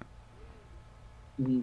Yeah, no, and like I said, it's good to create the dialogue, you know what I'm saying? Because, you know, especially for the young ones or people that are all on the internet now and they are dealing with something like that, so they could kind of have something to relate to or something to say, okay, this is kind of normal, right? It's not normal, but it's like I'm not the only one, you know, because that's always given me comfort whenever I'm dealing with something. If you could confide in someone that's been through it, been there, done that, you know what I'm saying? That's where you feel I mean, I was like 14 when it happened, and you know, I didn't want to be around it. I couldn't be around it. And it took years until I just would talk to somebody. You don't need to just tell random people that, or why you don't smoke. Nah, it does this. I remember working with an inmate I was working with, and mentioned, he said, nah, I can't smoke weed. It you know what I'm saying, messes with my body. It don't sit right. I said, hold on, what do you mean it doesn't sit right with your body? What's it do? Man, I get to breathing heavy, man. They had to take me to the hospital. It's a black dude. Oh, really? You had to go to the hospital? Why? Oh, but he just talks, well, okay, I'm not alone. It's not just me. And that was the first, I was a teenager in the, you know what I'm saying, and what was that, like 2000 this was happening. So you know, there was really no internet like that. You didn't, I mean, the internet was there, but it wasn't, you know what I'm saying, readily available to do it, to have access to it. But then now it's everywhere. Just type in weed, feel like I'm dying, or always feel like I'm dreaming. Type in weed, always feel like I'm dreaming, or I'm stuck in a dream, stuck in a high for years. It's crazy. Yeah. And it's funny because, see, I think at one point, I do believe it might have been good for me. Like, for example, like, you know, when I'm dealing with, you know, different loss and this, you know, my brother passing away, and, you know, it might have been good to be trapped in that bubble, because who knows what I would have, you know, dealing with the actual reality of it, who knows what I would have done or could have done or how it would have felt, you know what I'm saying? So you know, I remember my previous relationship, my ex, she would always tell me like, yeah, you're not, you know, you're shielding yourself from the reality of things, you know what I'm saying? Yeah. And I think in a way it might've been a positive for me, because maybe it didn't affect me as much as it could have, right? Maybe I could have still been depressed to this day. Maybe I would have never finally got over it and said, look at it in the positive, right? So I feel like at that point, you know, for those many, many years, like I would, you know, every single day, it was like I said, you had to do it, right? It's like a habit, it's habitual, and, you know, you have a time, and I was like, okay, like every couple hours or whatever. So, and at one point you just get so immune to it. You get so like immune to it, or at least I did, you know what I'm saying? Where, you know, it was just, when you felt sober, you didn't want to be sober. So you have to take another hit. You have to smoke another joint, whatever, because you don't like, you know, you don't like not feeling high, you know what I'm saying? So you don't know how to function. That was like the only, and that's when I realized it was controlling me. 'Cause I'm like, hey man, now if I don't have it, or if I run out of money, or if I run out of weed and I'm over here fighting with my friends because they don't want to smoke me out, like this is not normal, right? This is controlling me to where it's affecting me, right? I'm addicted, right? A physical, you know, mental addiction where I'm like, I need this drug, or, you know, 'cause people say, right, weed's not a drug, but I'm like, man, I'm physically, I'm addicted, right? Like I can't go a day without. I have to, you know, then there might be thoughts of where like, okay, I need to steal, you know, it's $20 from this purse right here because I need to get my gram, right? Like it's really, like I said, that's when you know it's bad, you know what I'm saying? And I don't know how many people get to that point, but at one point, like I said, you're just so used to it and you don't even think, you know what I'm saying, about what you're doing, or it's just normal. So like being high was like the new normal for me. So I noticed when I did start doing my cold turkey, or when I stopped for a couple of days, I started saying, hey, like I started noticing that being sober was like, it was like a new reality for me. And I started like using that as like a positive and saying, hey, like, I kind of like this. I'm not used to this, right? Like I'm not used to being sober. And it was almost like a whole different reality for me. And, you know, and I said, and now I'm able to like really deal with, like I said, now I'm able to deal with certain things, or I'm a whole new person, you know, but it's funny because when I was sober, I started realizing, hey, I kind of like this, because it was years where I never felt like that. And I started to notice, hey, this is not so bad, or it's different, right? So I started using that as my like, okay, I could, you know, this is cool, because, you know, when you get high for so many days, for so many years, it's just normal, and it's like nothing, right? And then when I sobered up, I'm like, hey, this is like a whole different world. And I started using that to like really get over my addiction. You know what I'm saying? But like I said, when I was dealing with certain things, I think as a teenager, you know, it shielded me from a lot of things. Yeah. And like I said, when I was sober, it was almost like at that time you didn't want to be sober because I think it made you kind of deal with, you know what I'm saying, the reality of things. And you know, that's what she always told me, like, oh, you're trying to like, you know, you're hiding from like the world. Like, you know what I'm saying? You're just, like I said, you're putting yourself in this box or this hallway where you don't have to deal with anything else. You know what I'm saying? The reality of things. And at one point I think it maybe helped me or it was good for me or I liked it. Right. Cause I used to be the same way. Like I'm gonna get high, you know, stoner for life. Right. That was like the saying, right? I love Mary Jane. Right. And this and that. But now I'm like, I preach to kids. I say, hey man, it's not worth it. Like it's, you know what I'm saying? It does this and this to you. Like it's gonna make you lazy. Like, going to make you unproductive and, you know, and kids will be kids. And I feel like I had to go through that to learn to this. Like if I didn't go through that, I wouldn't be more appreciative of being sober. Cause now I'm just, like I said, I'm so much more, you know, realistic and I realize, like you said, how I don't ever want to be in that bubble again. You know what I'm saying? And, you know, and I realize how much more open I am and more conscious and it's just, it's a trip, man. It's a big turnaround for me because like I said, I would have never thought I would be preaching sobriety. You know what I'm saying? Yeah. Yeah, it definitely is a form of escapism. Why else? Like, why else are you smoking? I just like the way it makes me feel. Well, that means you don't like the way you feel without it. You're not comfortable in your own skin. Like, I have to do it before I go to work. I have to do it before I watch a movie. I have to do it before I eat or whatever. It's because you're not comfortable or it's a form of escapism, and escapism is real. I think we all have our escapisms, right? And for me, like you said, the little snippet that I did, I talked about how my escape place that I run to is Christ. You know what I'm saying? It's Jesus, and run into the presence of God. And that is literally a euphoria that took the place of smoking weed. Like I feel high when I get in the presence of God. I am addicted to it. And it helped me get off of weed because it was like, hey, you think that gets you high? What about this? Let me love you. My love upon you, it would get you intoxicated, you know? And like, so I needed that to kind of wean me off, but then I got addicted to that presence, and that became, you know, people get addicted to that, you know, that euphoria. Let's pray because I don't like the way I feel right now. I want to feel different, you know? And so even that can be abused or whatever, anything. And it's definitely being abused by a lot of people.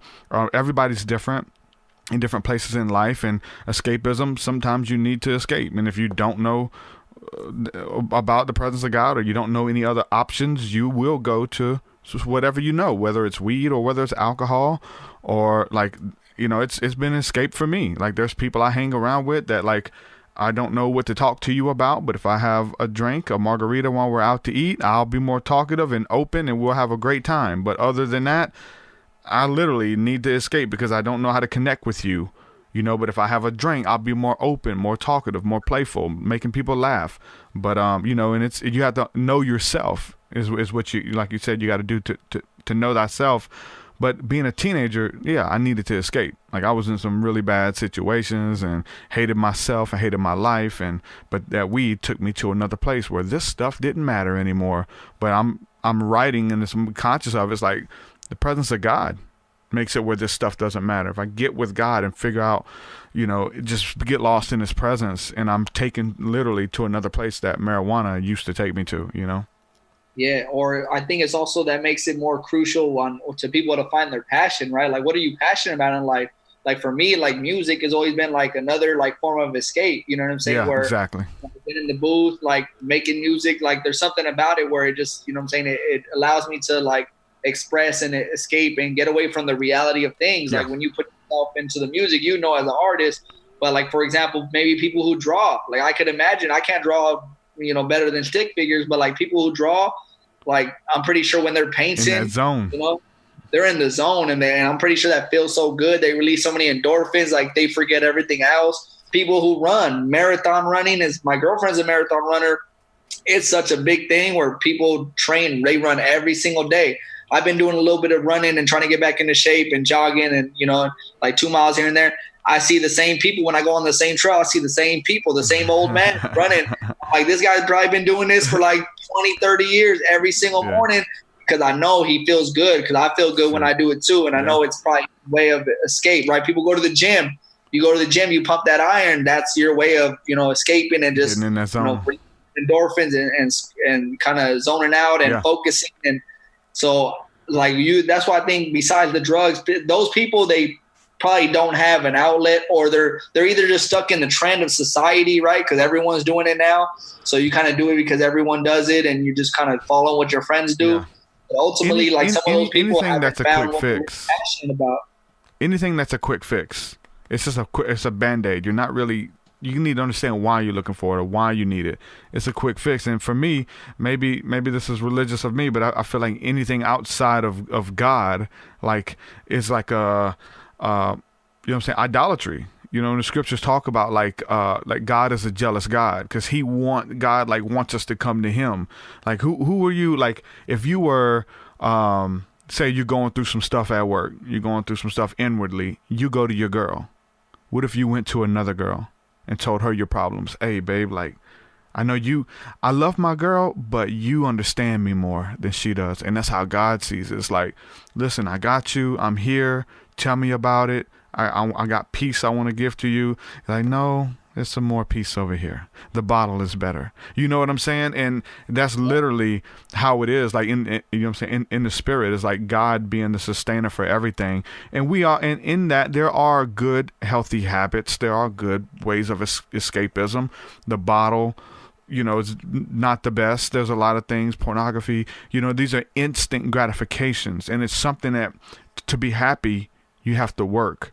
You have to work for it. You have to work for that relationship. You have to work for a good marriage, a good friendship, a good rap career. You didn't just start out rapping like this. You didn't start out with all these albums under your belt. You had to work. You had to listen to other rappers. You had to articulate. You had to write. You get better. Oh, that sounds stupid. Let me get more. You have to work at it. You want to be a good rapper? You got to work. You want to be a good husband? You got to work. You want to be a good friend, a good employee? You got to work at it. Nothing comes free.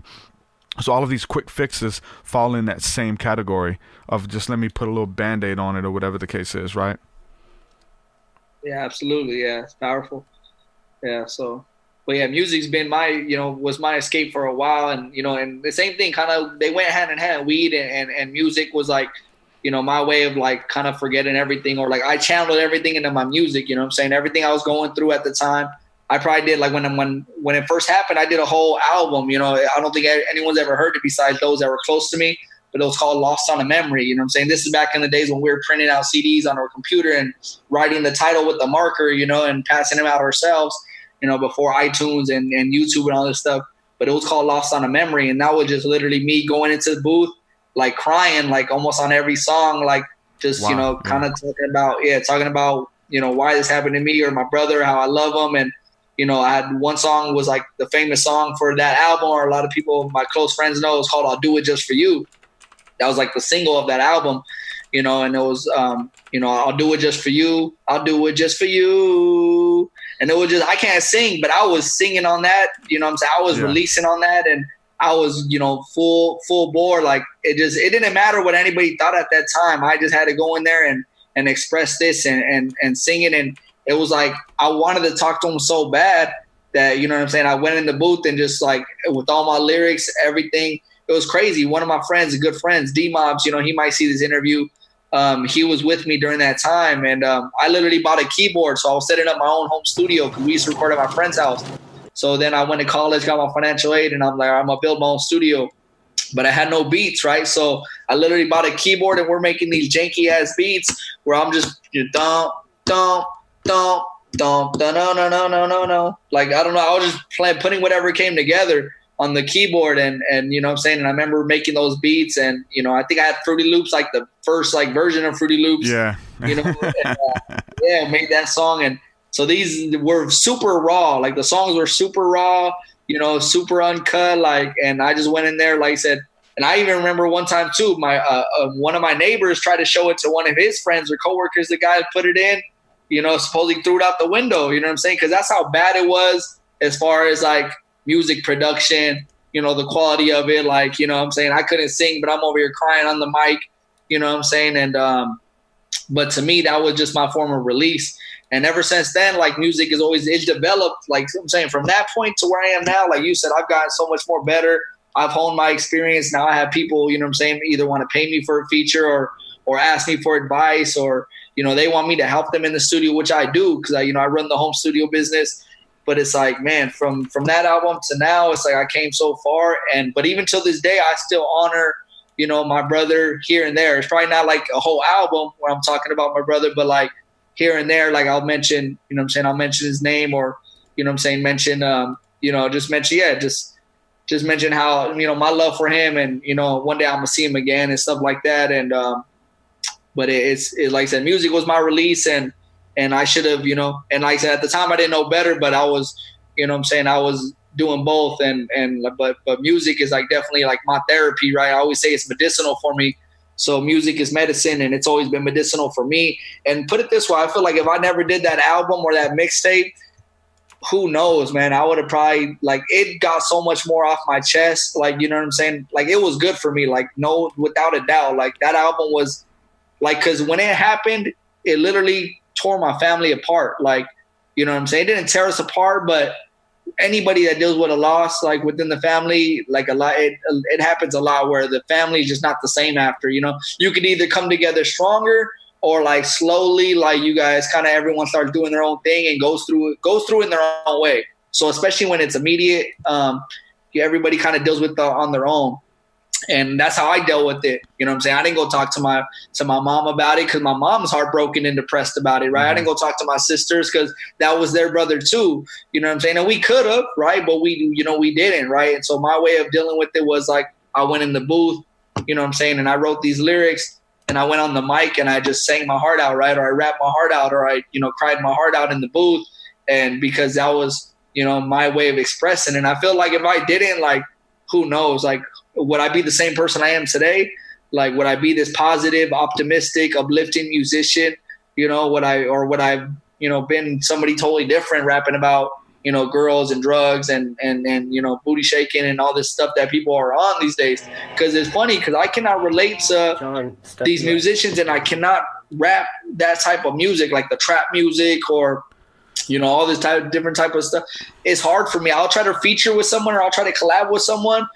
And if I feel like if I can't, you know, rap that style of music, I'm just like, I'm not into it. Or I'll try, right? I'll try to rap like all these, because I'm an artist, I'm a musician, a lyricist, so I could do it, but it feels like I'm forcing myself. It doesn't feel like me. And I'm just like, you know what? I'm like, this is not me, and I can't do it. You know what I'm saying? Like, it just doesn't feel right. You know what I'm saying? So like, typically my go-to music is positive, is love, is uplifting, and, you know, talking about basically my Soulja style, you know what I'm saying? And then all these new artists, they can't relate to it, you know what I'm saying? But vice versa, I can't relate to what they're rapping about. For sure. I want to play this, man, because this was something that really spoke to me as a kid, going through abuse, and we'll talk about that in a minute too, the domestic abuse and stuff. You just put out a new video and song about that, and we'll talk about that. Maybe this will be a good segue. But there was the band Korn, that I found in the 90s, and listening to their music, man, it really just took me to another place, you know. Let me pull this up. I want to pull this up and play it right quick. Okay. One thing about it was like, he would listen to what he would perform and write his music, and he would cry. Like, it was all in his music. He would talk about abuse. He would talk about, you know, being raped, even, like, you know what I'm saying, molestation and all that kind of stuff, putting it all in his music. And it was just something different, man. And there's this clip. I don't know if this is the full clip or the main one, but it's talking about his emotions and music. Let me see if I can share this right quick. It'd be kind of deep. Can you hear that? John, stuff he writes gets a little deeper for him because it's, you know, real emotional. What he gets. You know, there's not one night up there when he's not really feeling his lyrics and really singing from his heart. There's every night.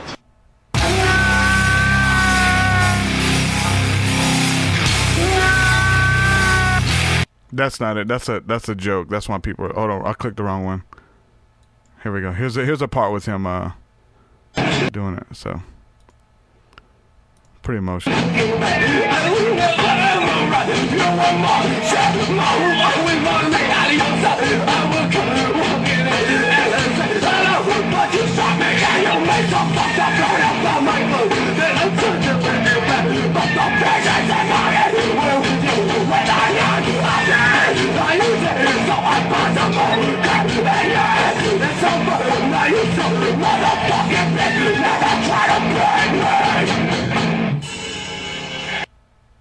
It's crazy. In the album version of that, and there's another extended clip of that where he's just weeping, he's just crying, and they put it on the album, man. It's pretty insane. And the other footage, like some of the bandmates come in and hug him, but that was something to show you, like, that emotion could be captured in audio, and what you're going through, if you can articulate it just right, you know what I'm saying? Like, other people can feel it as well, whether it was him, whether it was Tupac as well. Like, we used to feel the same way, felt like we was them.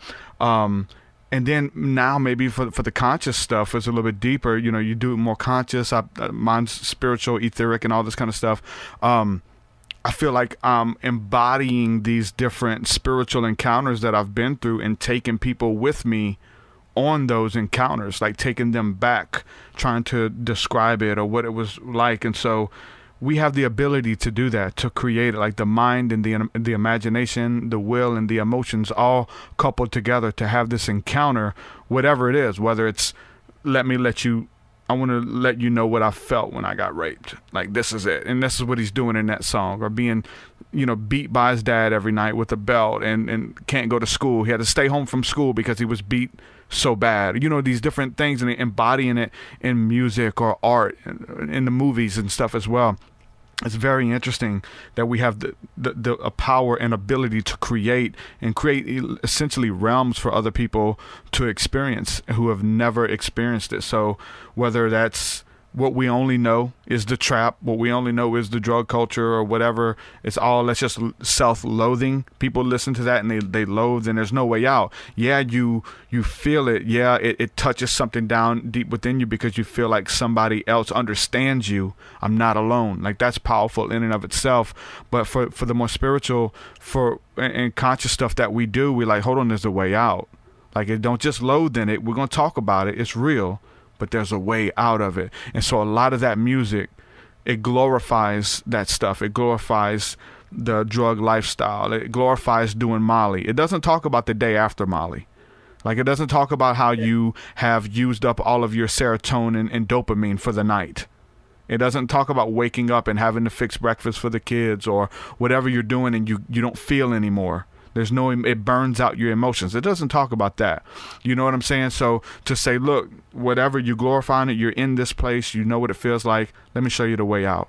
This is an alternative or whatever. And it's better, in my opinion. Spirituality, having peace with God through whatever means that is, prayer, meditation, music, it is all tied in together, but with a positive message. And that's what you're doing. Talk a little bit about the song that you just did and where you got the inspiration for that. You talking about Rock Bottom or? Yeah, the one with the story of the girl. Yeah, with so the abuse. Yeah, so I wanted to, so once again, because I've been doing music for so many years, and I feel like I've been telling the same story in different forms. You know what I'm saying? Telling my story in different ways and talking about the same topics. So I was like, you know what? I need to once again talk about something that's a little bit more on the dark side, something that maybe I haven't been through and related to, or that I can't relate to. So I reached out to a couple people online, and I said, hey, I want to tell someone else's story. So I said, anybody who has a story, a testimony, something they've been through that's that I can't relate to, and wants to tell me their story, I'll put it into a song for you. And I kind of wanted to do this for someone. And I wrote 2 songs so far, but the first one I released was about my friend Roxanne.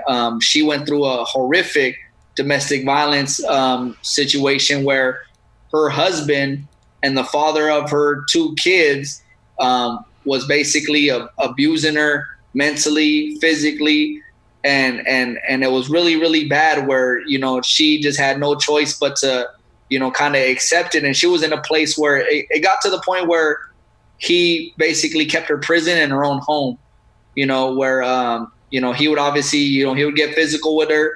She couldn't go to work, or she had to cover up her bruises with makeup sometimes. But he was I think he went to the Navy. So he was, he was somebody that was, in the Navy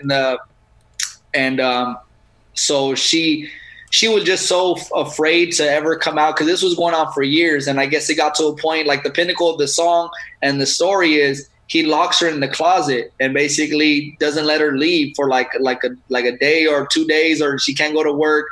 and basically, you know, and she threatened, like, and there's a point where the cops come because, you know, someone's calling the cops to kind of see what's going on, or you know, I don't know if it was her mom at the time. So like, I think it was from the commotion, like a cop came by and sure enough, he threatened like, hey, you better not, you know, you better not say anything or I'm gonna hurt the kids, you know, and it just got really, really bad. And so the pinnacle of the story is she's locked in the closet and her mom comes to her mom basically was not, you know, usually she had a routine with her mom where she would call her mom, text her mom, and her mom was not getting these calls and texts no more because she was locked in her freaking closet. And this dude took her phone where she couldn't communicate with anybody, you know, and eventually mom comes to the door, basically says, hey, where's Roxanne? I'm gonna take her to the hospital or something, or I forgot what was the exact reason why, you know, but he let her out. And sure enough, that was the time, like, she finally told her mom, like, hey, like, you know, she finally had the courage to tell her mom that, you know, he's abusing me, he's doing all this stuff to me.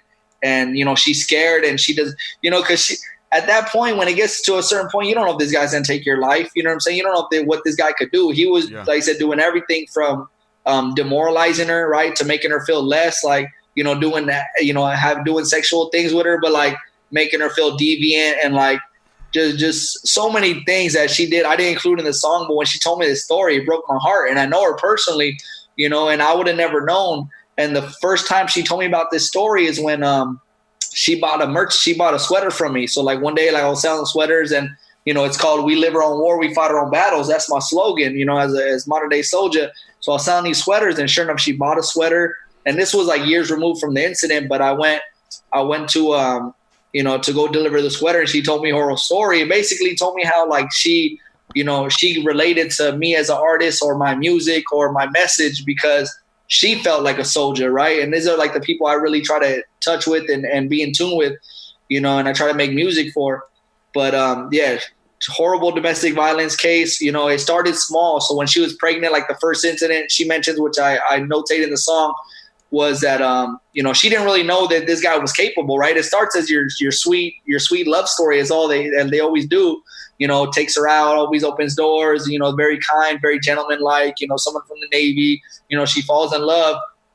And I guess when she's about 3 months pregnant, something happened, some type of, you know, incident happened where he finally put his hands on her, but not only did he put his hands on her, he choked her. So he grabbed her by the neck and he like kind of like pushed her to the ground and he was choking her.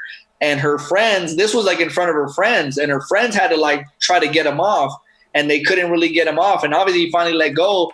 But that was like the first sign, like according to her, in domestic violence, like she never knew this guy was capable of these things. And that was her first incident with him. And she was, you know, pregnant with her first kid. She had 2 kids. So this was the first sign. But once again, you know, the person, the husband, oh, I'm sorry. You know, they start being, you know, apathetic or sympathetic and I'm sorry, or, you know, or they blame you, right? Like you made me do this type thing. And, but then you're pregnant, right? So she's pregnant now. You're about to have a kid and, you know, but it progressed and progressed and progressed to the point where, like I said, it got horrible. And like the pinnacle of the song is he locks her in the closet, doesn't let her leave to work, nowhere, you know what I'm saying? Keeping her prisoner in her home, threatening to either take her life or hurt the kids, which is, you know, completely psychotic. And her mom, rest in peace. She recently actually passed away. Her mom was the hero of the song. So in the song I wrote, you know, she told me her story. I wrote it out, you know what I'm saying? And she says I nailed it, you know what I'm saying? I tried my best. She says it, you know, she loves, you know, she's really been promoting the song and she thanks me for the song because even for her to hear it, like, it's like almost like it's kind of like healing for her to hear the story, you know what I'm saying, and to have it out there, and for other people to hear her story, because she actually works with kids as a counselor, and you know, for those that are in need of a house or in need of a home, or I forgot what it's called when you work with when you're a caseworker for families. So she works with kids in that scenario, whether, you know, they've been abused or their parents are, you know, on drug and abusive. So for her, it's like came full circle, you know, where I did the song and now she helps others, you know, that kind of been through the same thing. So like now she has this song, and I guess there's a quote or something about like the best thing is for like somebody to tell your story or for you to tell others your story. And but yeah, so, and she was rescued by her mom. Her mom came to the door. She convinced the husband to like, hey, I need Roxanne. We have a doctor's appointment, right? Some type of doctor's appointment. Yeah. After not hearing from her for a couple of days, which was, odd for her. And then she takes her out, and then Roxanne breaks down basically. So then they file the restraining order. This is after years of abuse, mental, physical, emotional abuse. And they finally like get a restraining order and get him, he only served a year in prison, which is sad. So she's still kind of dealing with this guy, but she got out of the situation. She's like a survivor, because it could have got worse. And if she would have kept herself in that situation, who knows what would have happened, Yeah, that's to this day, this guy still blames her for everything that happened. Or now she has a restraining order where he can't see the kids. Yeah, you made me do it. Yeah, you made me do it. This is your fault. And then also she was still trying to let him, I guess because, how child custody is so messed up nowadays, he still had rights to see the kids. Yeah. So she's still fighting to like make sure this guy has no part of her life, right? And you would think that would have been enough. But recently there was another incident where, he seen the kid and he did something to the kid. And, and now she's filing for like sole custody of the kids. But the system is so messed up that it's hard for her to even make this happen, right? Him being the dad and him being the father, like they're still allowing him like, partial custody or whatever. Yeah. But yeah, she got out of it. She was strong enough to finally break out of it. Cause there's some ladies and girls, and I guess, according to her, I did a perfect job. And, and I don't want to, according to her, I did a perfect job. And, and I don't want to like brag or boast, but like, the song came out really good. So I'm really proud of it. But yeah, it's, domestic abuse is real, and, people need to hear things like that, Yeah, give them strength to come out of it, man. Have you seen that video on Facebook? A lady was going through domestic abuse, and she was in a very similar situation and convinced the boyfriend or husband to let her take the dog to the vet. And he goes with them, and she like just pulls out a note. Note. And pulls out a note and shows the people or whatever. So then the cops end up getting called and all that kind of stuff. So it's pretty crazy, man. Whenever and at the end of the song, at the end of the song, I do mention, right, because that's what my music is always about, the the dark, but I got to show the positive. So I basically at the end of the song is like the endings, saying, hey, if Roxanne was able to come out of it, like you can too, right? If you're dealing with something like this, like, there's a way out once again. And, and like I said, not everyone does make it out, but she was a survivor. And, and if you're a survivor, like, I talk about how she's doing better now, So obviously when you deal with someone like that, there's always going to be, because now she has anxiety, fear, right? Different trauma, post-traumatic stress that she deals with, but like ultimately she got out of that situation. And so my point of the song is that if you deal with something like this, it's not too late for you. Like, and I've always encouraged, cause I was in a toxic relationship too, personally with me being, like I said, always being high and not being in touch with reality and, and taking advantage as far as like, just not being the best, boyfriend or partner or lover that I could be. And like, and I encourage people, like, if the relationship is toxic, if it's not fully full love and understanding and communication, and because I hear so many relationships nowadays where people are like, oh, he gets on my nerves, or he pisses me off, or we fight and this and that, but we stick it out, right? And that's all good if you could, stick it out and make it work. But if it's constant and it's, on and off, like my last relationship was so many years and the last 2 years were on and off, and we stuck it out because we felt like there was, you don't want to break up that type of relationship after so many years. So you stick it out. And, but I nowadays with my new relationship and everything, I encourage people. I said, hey man, if you're going through problems, you guys are arguing, fighting, cursing at each other, or, and it's constant. Like I say, it's better to call it quits than to try to make it work. That's like my thing, because it took me 6 to 8 years to realize that, hey, there's other people out here that you can, that you're compatible with, that will love you, that you won't fight with, that, will honor you, uplift you, that will, cherish you. You think like, oh, no one else will love me the same. No one else will treat me the same. No one else will do this for me. but there is, there's somebody out there that's willing and waiting and wanted to love you the way you're supposed to be loved. So I encourage people that are dealing with even small, like just toxic relationships, maybe not be to the point of abuse, but like I said, there's people that stick out relationships even after physical abuse, and it's sad, but like I said, she was, she definitely got out, and I'm glad she did. And I was honored to tell her story. So, I kind of been, working on some more songs where I'm telling other people's, testimonies and stories. That's interesting, man. So you do that a lot in your music, though, as far as like telling stories, right? And this was the first time you told someone else's story? Yeah, I love to tell kind of like, I usually like to be like the narrator, right? Like in my songs, or, I do tell different stories, or try to, yeah, that's the beautiful thing about songwriting, is you're like the narrator of a movie or a book, and so. But yeah, I definitely do like to do the storytelling type of song, type of songs. But this one, I was finally able to get it from a different perspective and something that I couldn't relate to, because like I said, for a while, it felt like I was just telling the same story, a different spin on it, For sure. Yeah, I just did my first one at the beginning of the year, which was for a contest that I did, and ended up winning. But it's a song called Scars, and it was the first one that, because it's hard for me to stay on subject writing. Like my mind, like the words that I connect together, a lot of times they're like, it bridges to something else. So I had to so it's hard for me to like, let me keep mentioning this person and this person going through this experience and this journey and stuff. But so I really did, I think my first one at the beginning of the year, and I got, a lot of people reached out to me saying that it blessed them. And but it's talking about dealing with it's kind of like being left out, addiction, just misguided youths or whatever, finding each other and finding healing together. So it was interesting to put that out there and stay on subject. So it's kind of hard for me to do. Yeah, I've always had that problem too, where like you said, just my thoughts are more scattered, and my when you rhyme, that's the unique thing about songwriting too, is you're just there's really no structure to it. There doesn't have to be, right?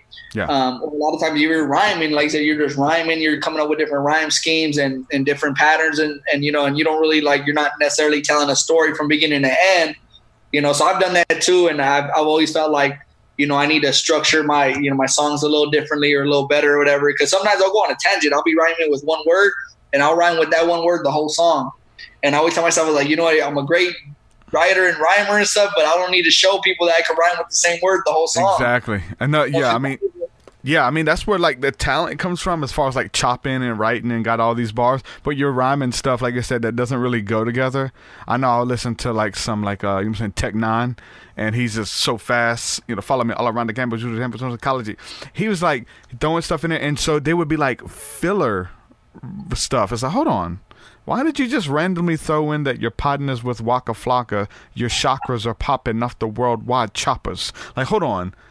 Your partners with Waka Flocka, then your chakras are popping up. Oh, this is just insane. Just like, so, I mean, it's cool because he's so good at doing it fast and just throwing all these words together, almost like the dude that used to be on the Micro Machines commercials when we were kids, the auction type guy. But, it's like you're just using filler words. I mean, a lot of people, we don't curse in our music, but a lot of people use curse words as their, filler words. So they'll throw all types of S-bombs or F-bombs or whatever the case is in there, It's like a creative form of writing or rhyming, because I've done that too plenty of times, right, where there's really no structure, or it's really not going anywhere, but it's just like it's more random, but it's just you're just rhyming, right, and you're just may not be as random as some of these other artists, but like, because a lot of times I'll eventually make it make sense. Exactly. But there won't be no order of the flow. It just kind of, like you said, you're rhyming one word from another, and then you'll take it from here to there. Yeah, it has its own journey. Like, it's its own thing. I mean, I know that's definitely my style of writing for the most part, and people love it. You know what I'm saying? Because it paints a picture, and it's like a journey together. Okay, first we're talking about this, now we're talking about this, now we're talking about this, versus this one song it's only about this. Like this one song is only about a breakup. No, the song is about, I mentioned my breakup, I mentioned my childhood. He was really good at that, about like telling the story and sticking, like really kind of relating to others, and like whether it was talking about, him growing up and going through different things, but he would narrow it down where it was more like on one subject, and he would just embellish that subject in many different ways, but it'll be more focused of a song, and like you said, it's more, okay, this song is about this, and he was able to really relate with his audience, and he did a really great job. And and that's why I noticed, I'm like, okay, man, this kid's, he's blowing up and he's doing great things. And it's like, and I noticed that was like one of his, that was one of his things where he was really good at. Like, he'll tell his story, and he'll tell it in a way where, he was able to relate it to so many kids, because he was more focused on like the whole story, right? Of whether he was, tagging and getting arrested, or like he has this one story about how he got stabbed. Like he used to be tagging, and I guess he got jumped and stabbed and almost lost his life. So he did a whole song about it, you know what I'm saying? And this is just one of many songs. But a lot of his songs, like I said, they're more focused. Like, you won't hear too many random, songs. And there's songs that he knows that the kids that listen to his music are going to relate to. Like, whether it's the girls, the females. Like, he has a song talking about how girls, like, they're always putting on makeup, and, you take 100 selfies and you only pick out one. You know what I'm saying? Like, things like that are really relative, like now, especially like nowadays, and that kids nowadays can relate to. Like, he's really good at knowing what, like what's going on now and what they're relating to. And then he can put it into a song to where it's like powerful. And hey, they're like, or even there's another cat named Gremlin. He's really good at it, talking about breakups, talking about, girls not valuing themselves, or guys not valuing the girls, and just speaking all on that topic, and just making the most out of it. Just honing in on that subject. There's a lot of people doing it. I mean, look at Joyner Lucas. I think that all the like successful guys have been able to do that. I mean, just the songs that have meaning to them, not just a good catchy song. Those songs come and go, but the songs that have a meaning, they're usually telling a story. Like whether it's the, the rock from the, late 60s, early 70s, the rock music that we used to listen to, like all of that stuff, it had a story. It was telling you a story. There's other bands out there, even bands who kind of write, more the way that I do. Like the one band that comes to mind is the band Bush. Like, trying to listen to Bush's music, people are like, what in the world is he talking about? Where there's a bunch of little, like, bars. Like, even for me, a lot of my stuff, and I even like writing this way, is letting that bar be about something. Like, not bar, but let's say four bars. So all of these 4 bars go together. They still piggyback because it's in the same context, but there's another 4 bars that it's talking about the same thing. And so there'll be 16 in a verse if you do that. So there's, 4 of those, 4, 8, 12, 16. Yeah. So there's 4 of those little bitty stories or brackets that all tie in, which I did in my song Alpha. That's a really one that's close to me, because I just remember writing it in sections versus having the whole writing it all together, if that makes sense. I know it makes sense for you. Maybe the people listening have no idea what we're talking about, a bar. You know what I'm saying? But it's about writing, and I like, even like looking at my lyrics, the way I have it pasted out, it's like this whole thing, like, here's 4 bars about Jordan Maxwell, here's 4 bars about Helena Blavatsky, here's 4 bars about Spirit Contact, you know what I'm saying? And it all ties into one umbrella. Yeah. Now, have you ever had that moment where you're like writing and you feel like you're channeling like something else, or you're just like in a really good groove and you almost feel like you're channeling like something from another like realm, or like or like you feel like someone's guiding your pen? Like, that was like the best way I describe it. I just felt like, like, man, like I can't, like, this coming out good, right? At the moment you're just writing, you're in a groove, and then like later I listen to the song and I'm like, I can't believe I came up with that. Like, low key, I feel like someone, once again, whether it's my guardian angels or like my brother or like my friend, like someone's like helping me with these lyrics or giving me these ideas, these intuitions, these notions, and these structures too. Like the way, there's a couple songs that I have, I'm like, I cannot believe I wrote that and how it came out like that. That's so perfect. And like, how did I create that? And I can't give, credit. I can't take all the credit. I'm like, what I'm saying? God gives me these thoughts. Like, what I'm saying? Like I know my angels are over there looking over me and helping me do what I do best, right? How do I know this stuff too, right? Channeled material. Like, you're literally channeling something. Like, how do I Yeah, you didn't. You know these certain things that you're writing about in your songs. It's deep. It's mind blowing. You're like, I just wrote that. I've been doing it just with that as far as writing my songs. Definitely. I mean, we deal with higher knowledge in our songs, right? So it's gonna happen a lot more for us. But even writing my book, I'm working on 2 books right now, and I'm writing a paragraph, and I'm like, God, I need to just share that. And I'll just copy it and throw it up on the internet. Like, this is good. And it ministers to you, right? And that's the weird thing with that. Like, when you're writing it, you're like, wow, this is magic. And it really is an alchemical process. It really is magic using words. I mean, words are magic. We're performing rites as we write. Or some people write in cursive and they speak curses over people, and we're spelling, and with our spelling we're speaking spells over people, good or bad, blessings or curses or whatever. But yeah, we get done, we step away from something, we're like, wow, we're blown away. It's even bigger when you come back months or years later and you look back, especially if you're talking about higher consciousness stuff like we're talking about, and then you're going through a rough spot. You don't, there's no synchronicities. You don't feel like you have a purpose or a point in the world. I mean, we go through this roller coaster, right? You go through these dark times and you listen to your music. You're like, man, I don't even believe I wrote that. There's no way. And the hard thing for us too, for me, it's been harder. Like, it's less fun. There's going to be less music coming out because of this, because we set the bar so high. And now every song has to be better than that song. And if we put out one, we've done a disservice to ourselves, to the fans, to the community, because we've wrote stuff that may have been channeled. I don't know where it comes from. It definitely comes from God, right? But we're like, every song has to meet or beat that. We set a level. And it's like, oh Lord, that's a great song. Like, that's an otherworldly song. People listen to that song and they leave their body. Like, they go on that journey. No pressure. Next song, no pressure. It's like, come on, dude. Yeah. And that's how you get better. But I found myself kind of repeating the words and having songs that are just let me just finish the verse or whatever. And I'm like, I feel like I'm selling myself out to do that. It's like, how many times can I use those rhyming words? How many times can I talk about the same thing and articulate it? It's different when I sit down here at the computer to work on a beat. Let me write something. That's one thing.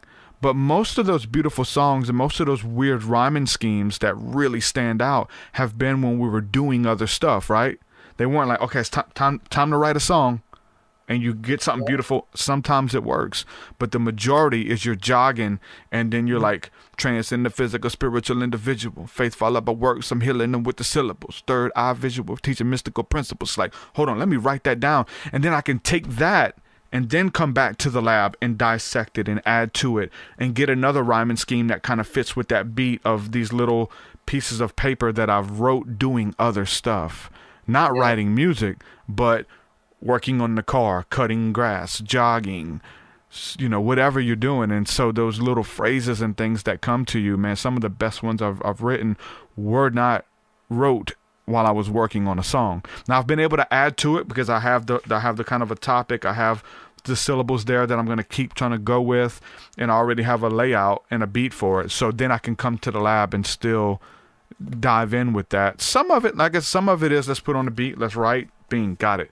But most of it comes from other places through the subconscious. Yeah, absolutely. I still remember I used to ride my bike a lot when I was younger. And I remember I used to be riding a bike and I would get like melodies. Like, I remember that's what it was specifically for me. Like, I would get these melodies, right? Like hooks. Like, all of a sudden I was coming out with these catchy like hooks, and like you said, just out of nowhere, you're just riding, the adrenaline is flowing, the endorphins, right? Yeah. And these things are just popping in your head. And then I remember I used to have to bust out my phone while I'm on my bike, and I used to have to press record, like voice record. Yeah. And I was singing, you know what I'm saying? And I would like, I don't remember exact melodies, whatever, but I would just like have to sing them all, and I would have to record it right then and there, because I would have to if I wouldn't remember how exactly it sounded, exactly how I, pronunciated, like exactly how it came. So I'm like, okay, I need to record it exactly how it sounds in my head right now. Yeah. So later when I go to record it, it's gonna, I have an idea or like something to go back to. Yeah. And now I wake up in the morning and I go get my exercise. I'll walk around. They have a reservoir here in LA. It's called Silver Lake Reservoir. I'll go walk and I'll still like go and bust out a beat. But I found out that when I'm walking and I listen to a beat, like the lyrics come to me a lot easier and a lot better. So I like to be in motion basically when I'm writing my lyrics, you know? So sometimes I'll still throw on a beat and say, okay, but once again, whatever comes to my head, then I just start writing. Get it out. Then bring it down, you know, so you're still kind of forcing it. But then I had those moments where, like I said, I'm on the bike and I had to get on my voice recorder and record whatever I could hear in my head just so I could remember it later. Yep. Yeah. Because you'll if you write it, say you're driving or you pull over, I pull over and write stuff down because it's like, there it is. I'll write it down and then get home either that evening exhausted or go back to it the next day. I don't know my rhyming scheme. Like, I can't just rap this to any beat. I don't. And for the life of me, like, that's trash now because I can't remember the tempo. What might have been a little bit different and you can't remember it. So pulling out your phone and just rapping it in your phone just so you know the cadence that you spoke, and just getting it out of you because you'll forget it, you know. And I've been doing the same thing with my writing and stuff. It's kind of like this thing with God. It's like, just get it out of you. Like, get it out and I'm going to give you more. Same thing with the lyrics. Get that 4 syllables out, that 2 bars out. Get that out and I'm going to give you more. You give it a build and build and build and build and I'm going to give it to you. Creativity is going to flow, all of that. And the same way with working on my books. Right now, and it's hard to get inspired because there's so much that you got to do, so it's like crippling. Even it's like, man, a book is going to be a lot, so it pushes you off because you got so much to do.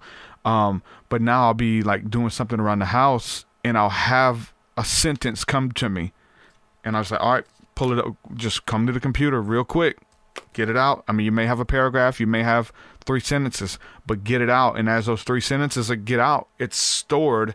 And now I have more to give you and it's going to flow.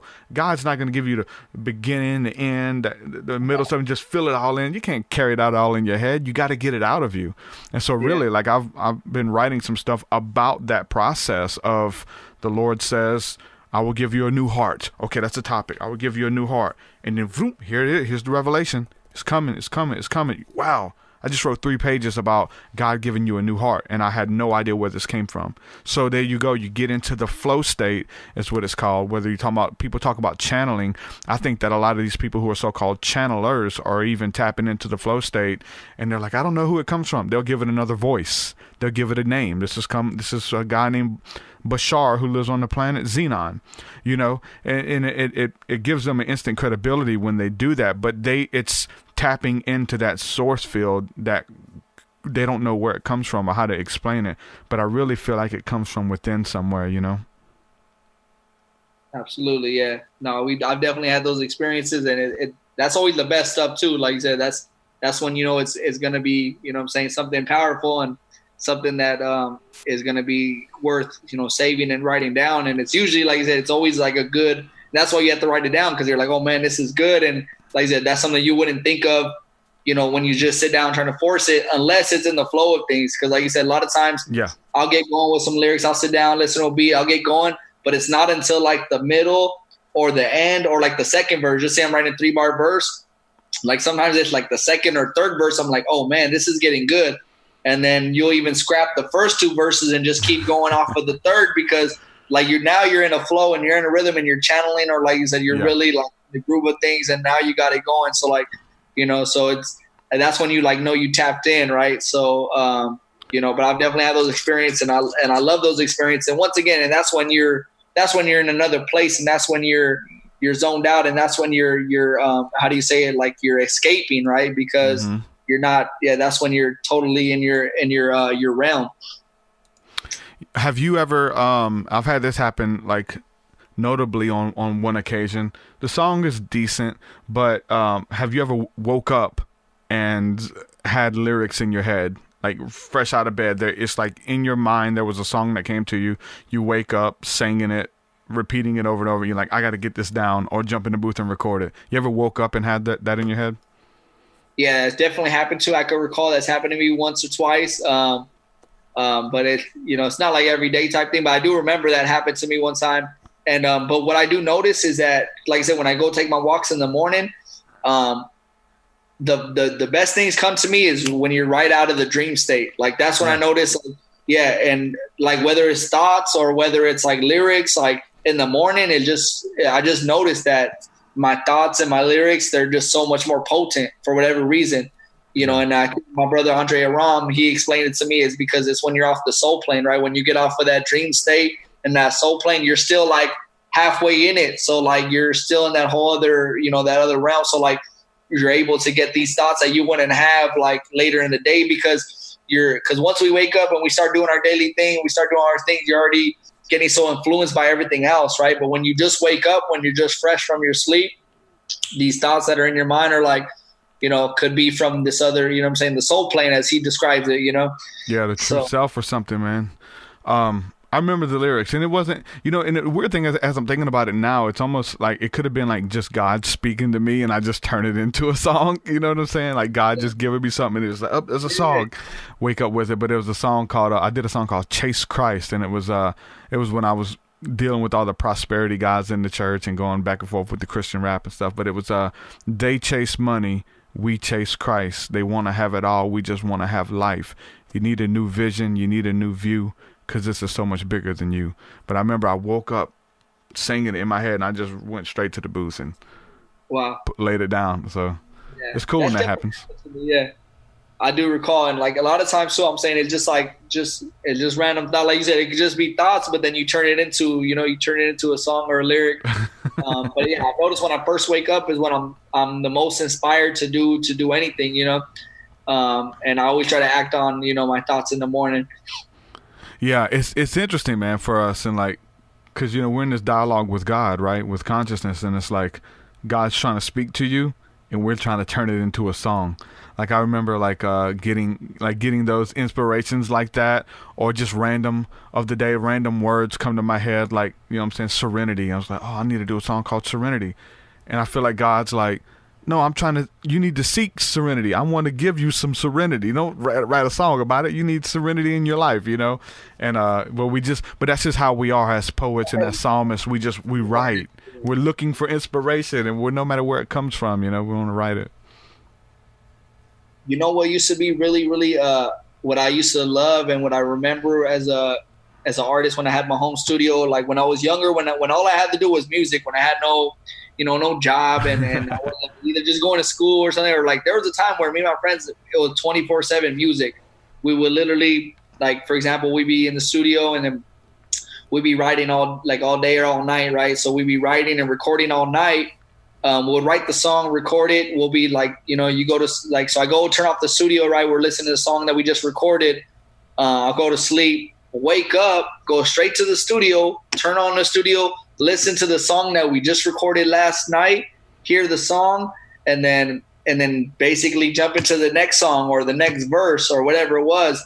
And I remember I feel like that's when music was, because now I don't have that type of leeway to be doing that, you know what I'm saying, with all the different things I got going on.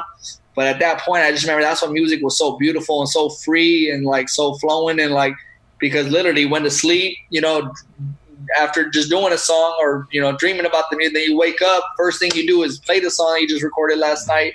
And then you either, like said, continue that song or, okay, let's throw on the next beat.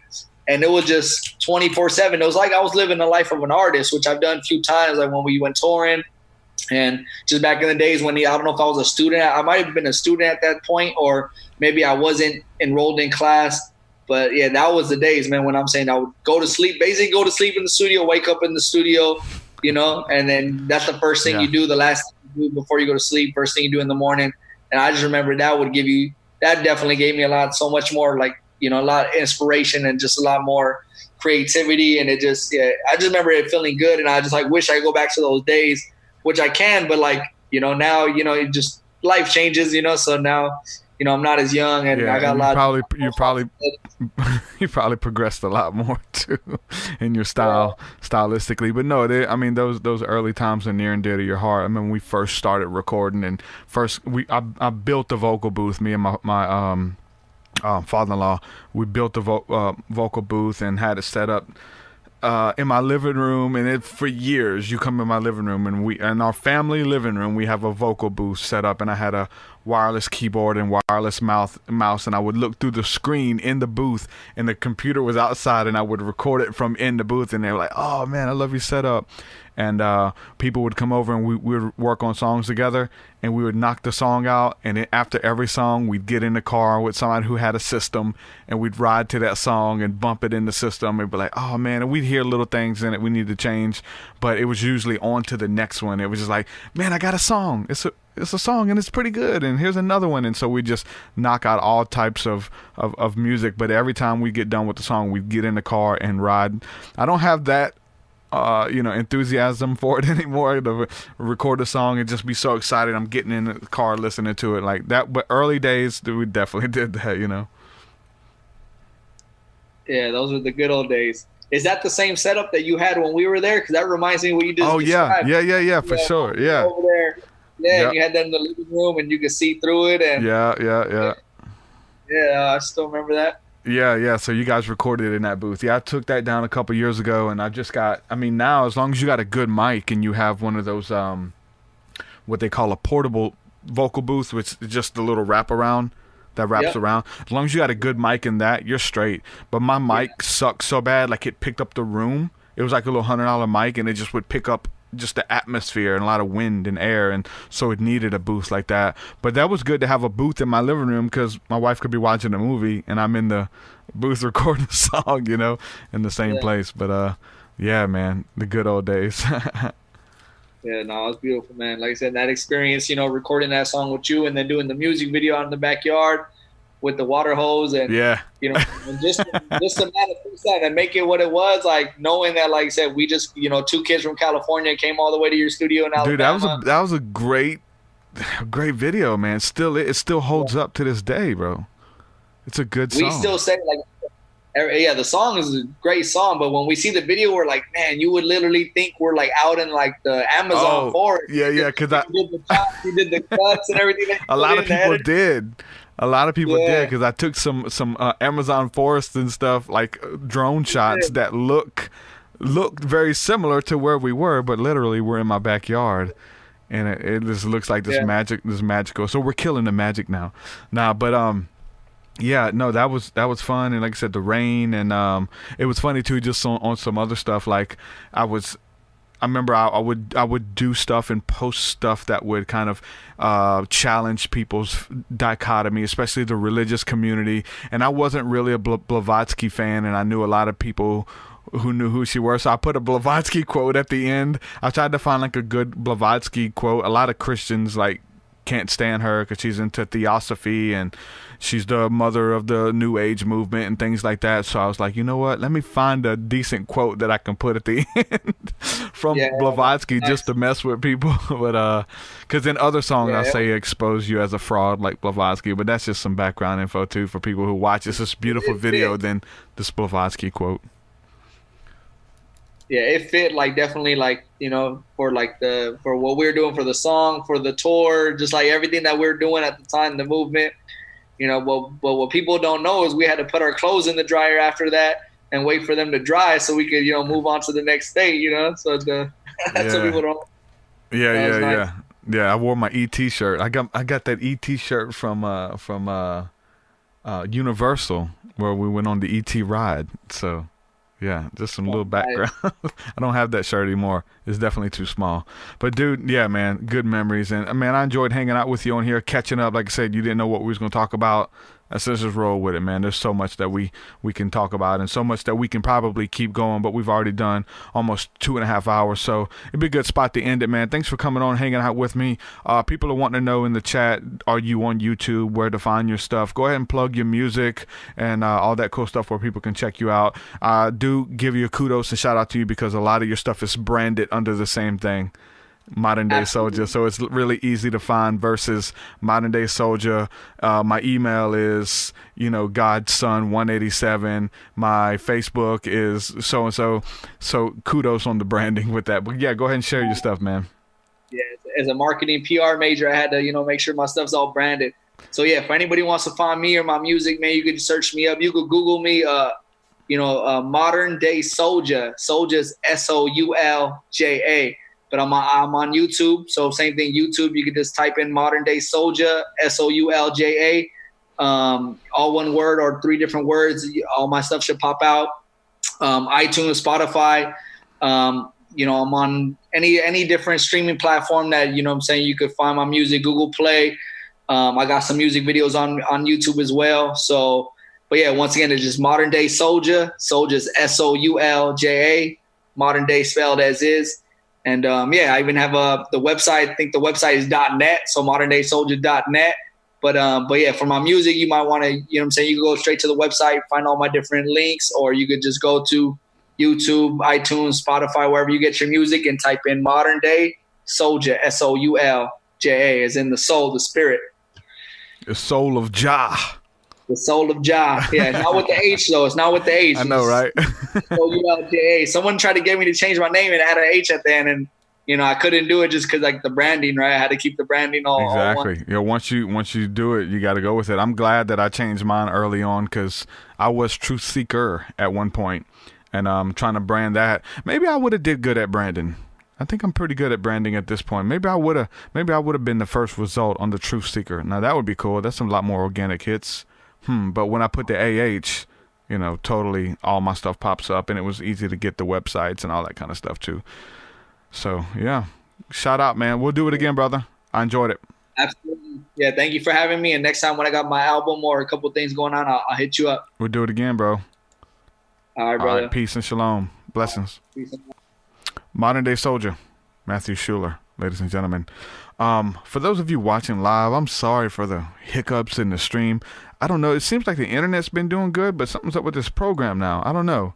It's been crazy, and it's really irritating. But you know what? We may do what we got. I will edit it, put it together for a good audio podcast, and make it sound cohesive. But no, really good show. Really enjoyed it. Talked about a lot of music. Went in on our knowledge and love of Tupac Shakur, overcoming addictions, marijuana addiction, DDD, bunch of really cool stuff. Talked about Christ and spirituality, as we always do, and what it means to him, what it means to me. I like to throw my 2 cents in there, and just got to give you guys some background information on this songs and writing process and recording process and what that looks like, what that sounds like. So yeah, there's a bunch of different just background shots in there. So with that, I'm gonna say peace and shalom, man. Thank you guys for hanging out. If you'd like to support my work, see everything that we're bringing to the table, a bunch of really cool stuff, go to patreon.com/TruthSeekah. You get access to my music. That song we're talking about,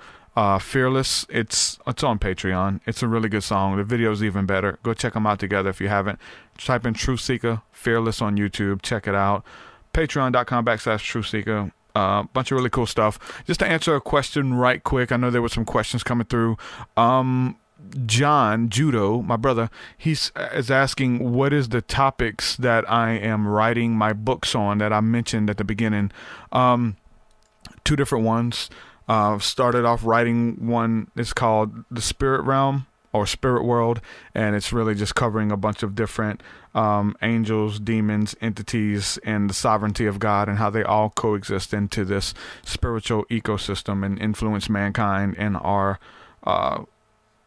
daily walk in and out of that. And really it paints a picture of the sovereignty of God, is showing you how God uses all of that stuff, and they all have to answer to the Almighty Creator.